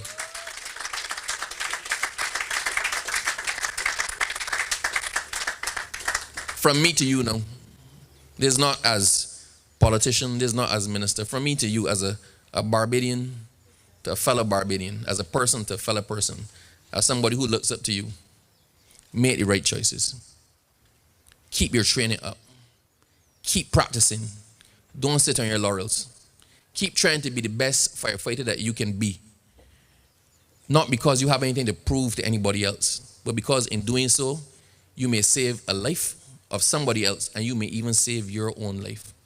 So keep at it. Keep training, keep practicing, keep pushing. Be the best you can be for yourself, for Barbados, for Barbadians, and for your family. So clap them for that, please.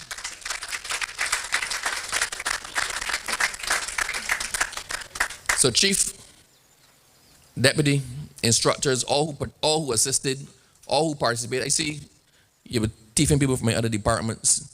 I had the prison band in here, the drum corps in here. I didn't even know, Chief. We'll talk about that later. But good use of resources. All of you who had a part to play in these now, formerly 20, then 19, and now 20 again, young people passing out. I want to congratulate you. I want to congratulate you for taking the raw material of the young people in Barbados and molding it into something and persons and citizens that we can be proud of, that we can look forward to, that we can point and say, we were there when they passed out.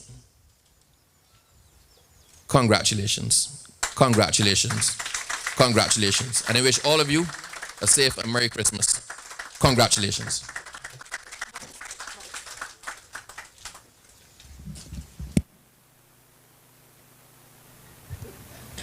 Thank you, Minister, for your enlightening words this evening. Now we're at the moment that everyone was waiting for, the presentation of awards. We'd like to ask Instructor Shelly Ann Chase from the Emergency Ambulance Service to come forward, Chief Fire Officer, Deputy Chief Fire Officer, to accompany her for the presentation of certificates.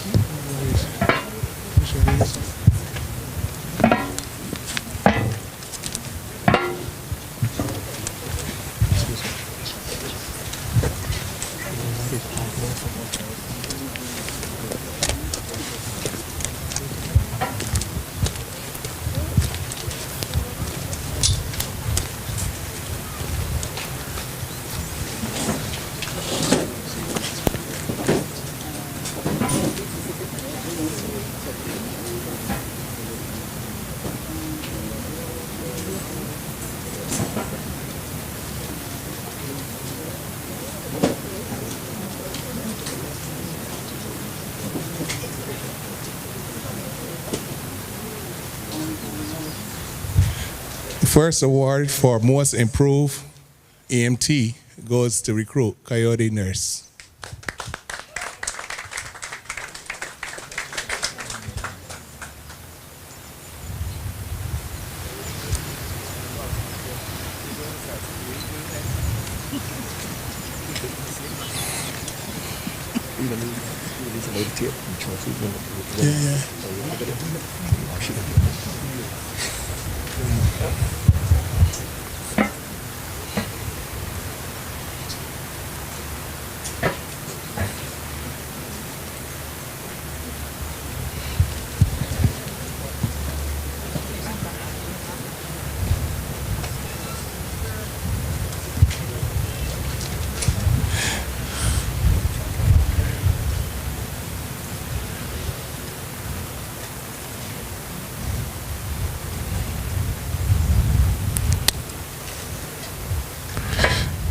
Our next award in this section, the recruit for best at theoretical and practical subjects on the EMT program, goes to recruit Sarah Tate.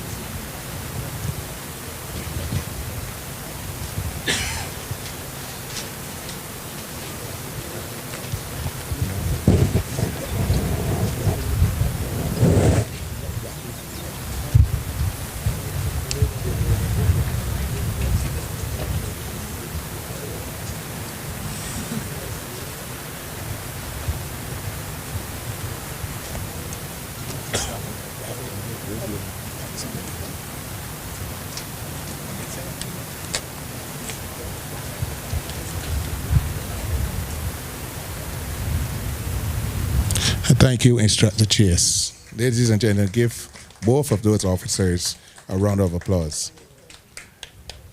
We will now ask the chairman of the board of the Barbados Fair Academy to join the chief and deputy, Mr. Winston Chase. Instructor certificates are awarded to recruit Rachel Jules, Malik Springer, and Zakala Thomas.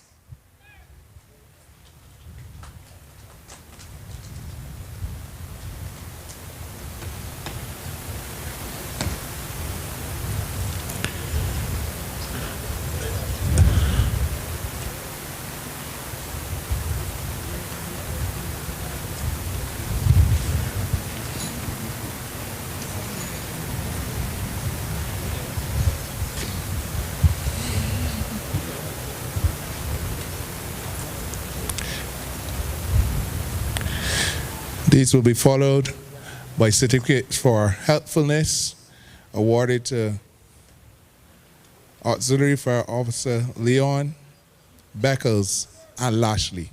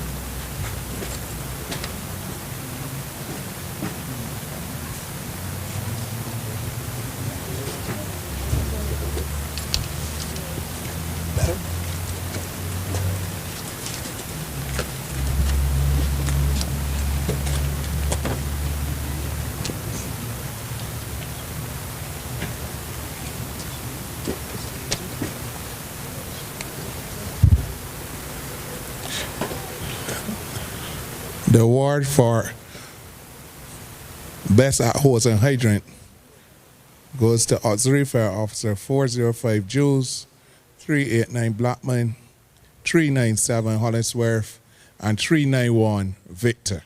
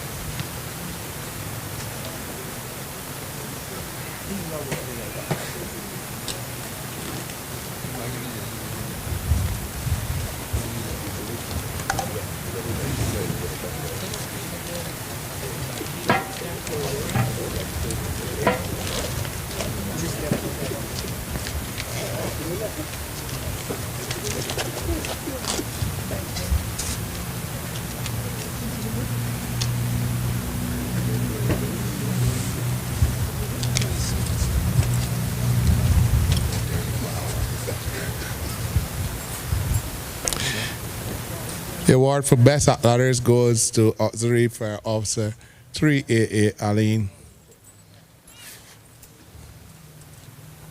400 Watson.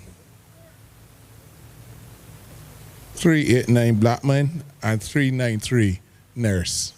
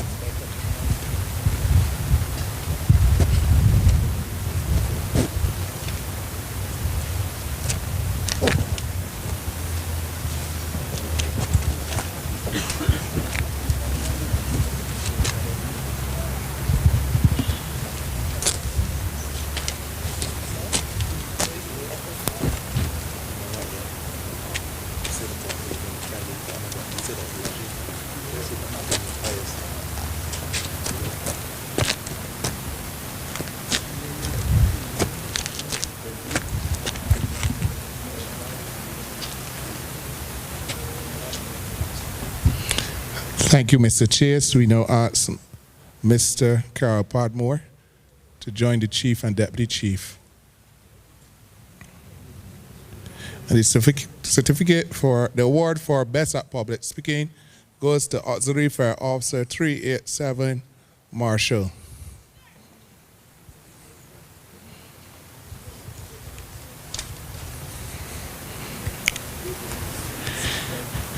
In addition, the award for the most fit, sponsored by the Rage Foundation, goes to Auxiliary Fire Officer 405 Jules.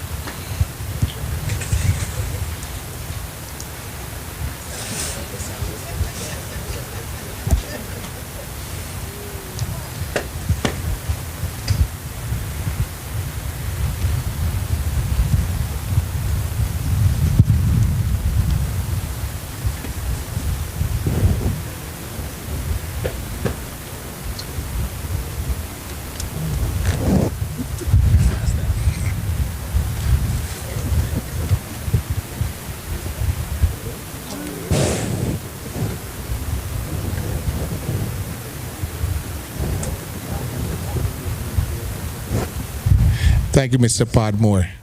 We now invite the Permanent Secretary, Ministry of Home Affairs, Information and Public Affairs, Ms. Deborah Payne, to present these awards.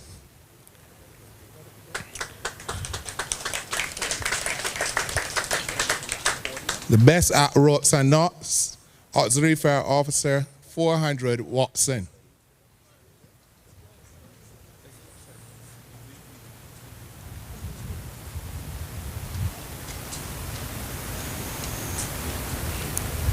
Best at Deportment, Auxiliary Fire Officer 401 Lashley.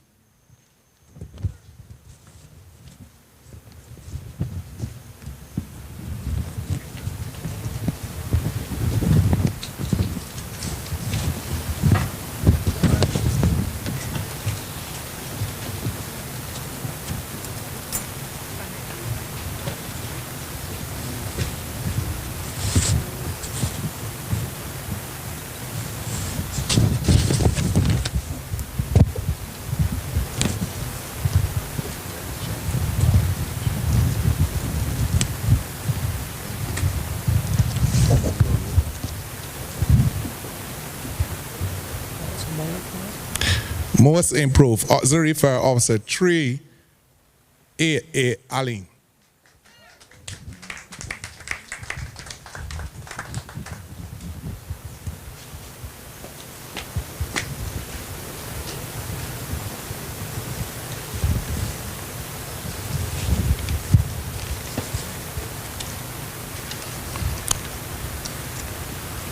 Most Disciplined Recruit, Auxiliary Fire Officer 391 Victor.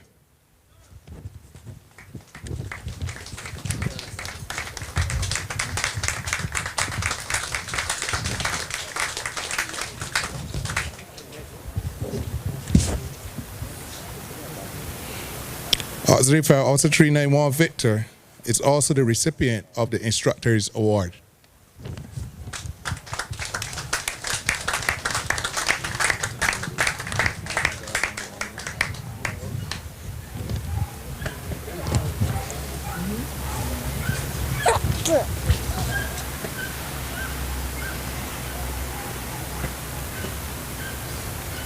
Best at Foot Drill, Auxiliary Fire Officer 405 Jules.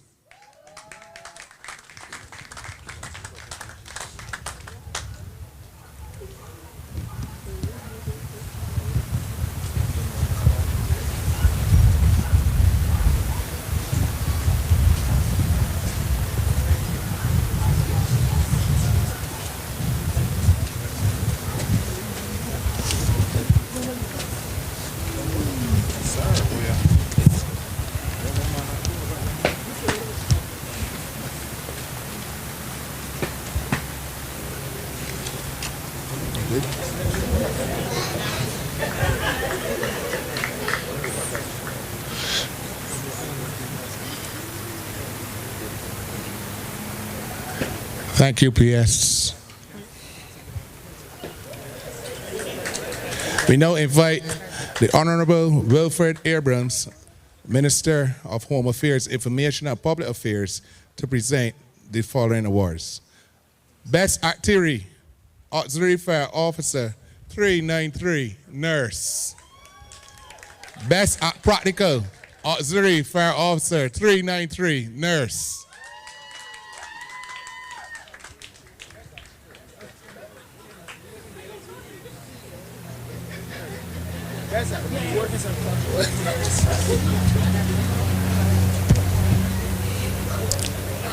Ladies and gentlemen, please stand. Best recruit course number 40, course 1 of 2022. Recruit.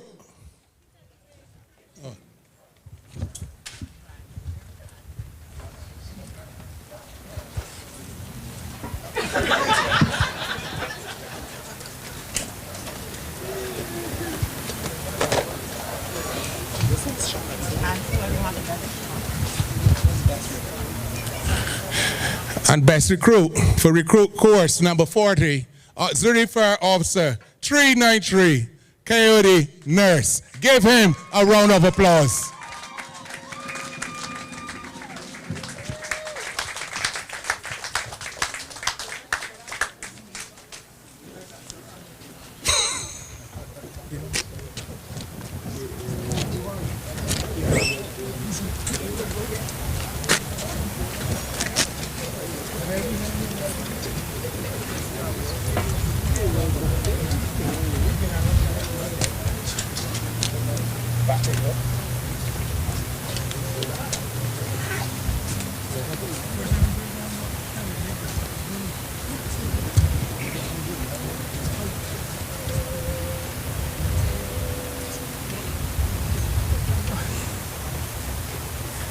Ladies and gentlemen, you may be seated.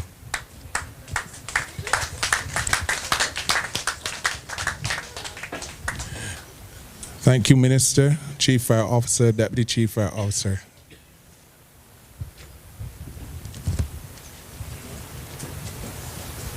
Photo off.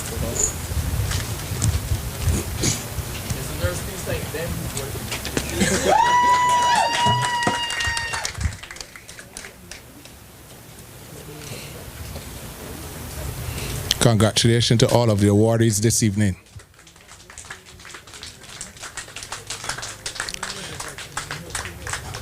We will now invite the training officer, Acting Station Officer Emerson White, to deliver this evening's vote of thanks. But before he does that, immediately after, we will have the advance and review order, where the minister will again take post on the dais, and the parade commander will march forward, giving the final salute and requesting permission to follow these officers into the ranks of the Barbados Fire Service. However, immediately before that, the officers, the instructors of recruit course number 40 will pay their final respects to recruit course number 40. Vote of thanks.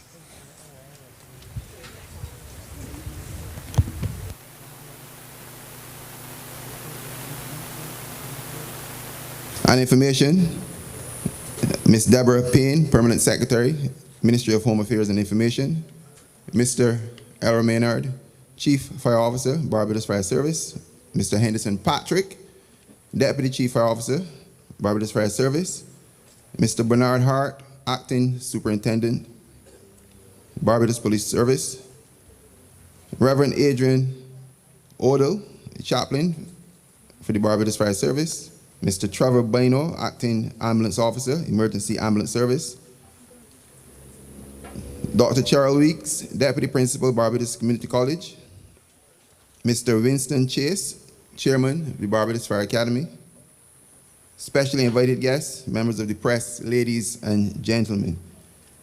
Good evening. I have been tasked with the responsibility of facilitating the thank you speech for this special occasion.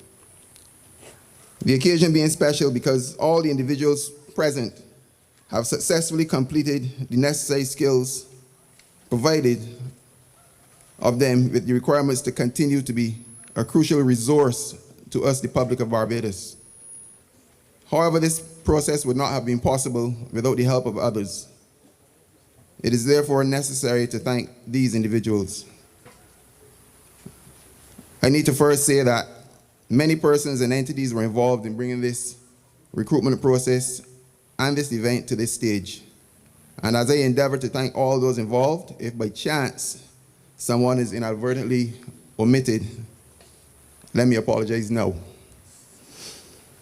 I will first like to thank the Minister of Home Affairs, Mr. Wilfred Abrams, for accepting being the reviewing officer and providing us with an enlightening feature address and also adding some level of levity to this parade.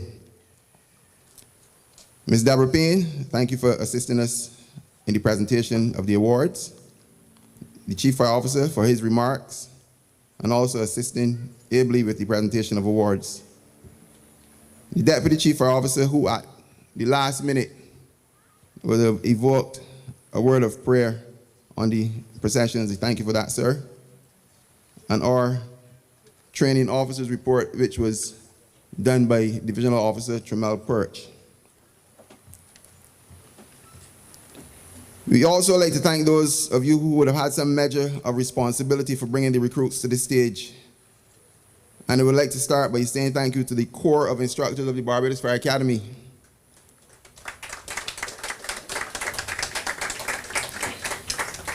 For doing a remarkable work and going above and beyond when called upon to do so. Dr. Cheryl Weeks from the Barbados Community College, Dr. David Bayer and Ms. Shelley Chase from the Emergency Ambulance Service, who together were responsible for facilitating the emergency medical technician aspect of the training. And for this, we thank you.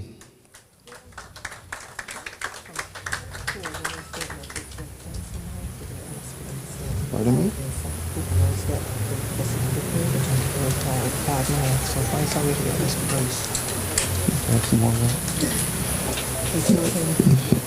Dr. Durant, our Fire Service Medical Officer, who would have provided her services when called upon to do so. Mr. Alvin Sandiford, one of our very own, who responded with dispatch to conduct the necessary swabbing and testing of recruits. Mr. Brants, our stores officer, facilitating our recruits with the necessary kit and encroachments. And even though we know that that is your responsibility, we wish to thank you because you were on vacation and you came out and facilitated this even in that event. Mr. Carl Alf Padmore, who was responsible for exposing the recruits to public speaking and taking them through the regiments of the physical training of the program. We also had entities such as the Barbados Prison Service, the Barbados Defense Force, the National Conservation Commission, Scrapman Metals, Barbados Community College, Barbados Ambulance Service, Anton's Party Rentals, National Petroleum Corporation, Perryman Caterers, who facilitated the food. You can never forget that food. Department of Emergency Management, the National Sports Council, Carlton and A1 Supermarket, the Red Foundation. We also had Cobra Management Caribbean, who provided the streaming for this event. We have live streaming today. The staff of the Arch Hall Fire Station and the staff of the Barbados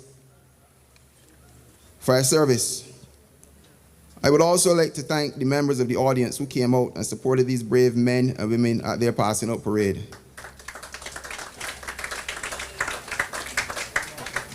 As I come to a close, it would be remiss of me not to acknowledge you, the officers on parade. This is your event, the beginning of your future in the Barbados Fire Service. I therefore thank you for first choosing this vocation, for staying the course and remaining committed through the process. As you journey on your different paths, I pray that you maintain that high level of discipline and professionalism which you displayed during your recruitment. Once again, I wish you much success in your chosen careers. I thank you.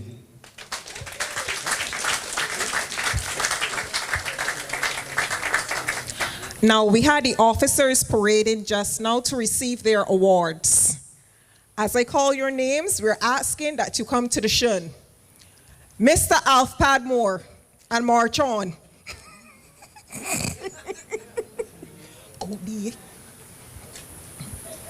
Chief, could you join us by the awards again? And Minister Abrams, could you also join by the awards, please? Thank you.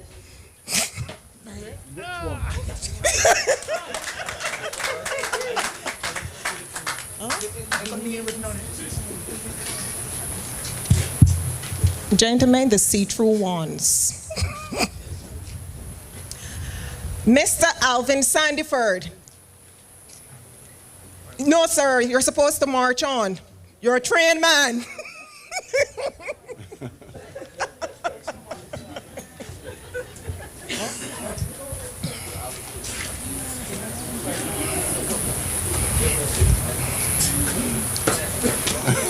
Mr. Carl Padmore is receiving this award for his dedicated service to the Barbados Fire Service. Whenever called upon, Mr. Padmore doesn't have the opportunity to say no. Not that he can't say no, he doesn't have the opportunity to say no. Thus far, you've seen some fit men and women before you, and we can say thank you to him for that responsibility, along with our other officers. You would have heard the name Fire Officer Alvin Sandiford. This is Mr. Sandiford, the one who likes to do the swabbing, who likes to go into your left or right nostril.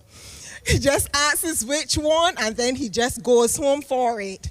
Mr. Sandiford, thank you again. Anytime the recruits needed to be tested, he was always available to do that.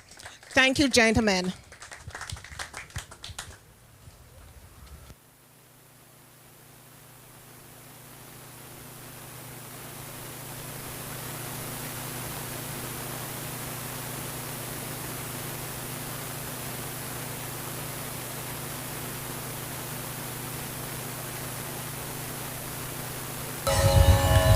We would now ask the minister to take the dais as we await the officers to go review order.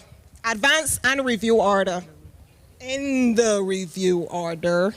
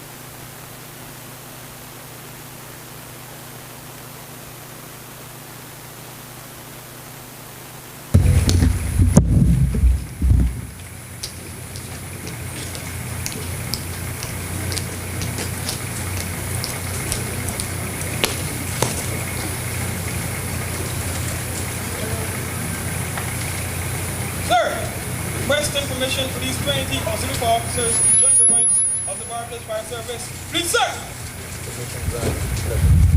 Sir.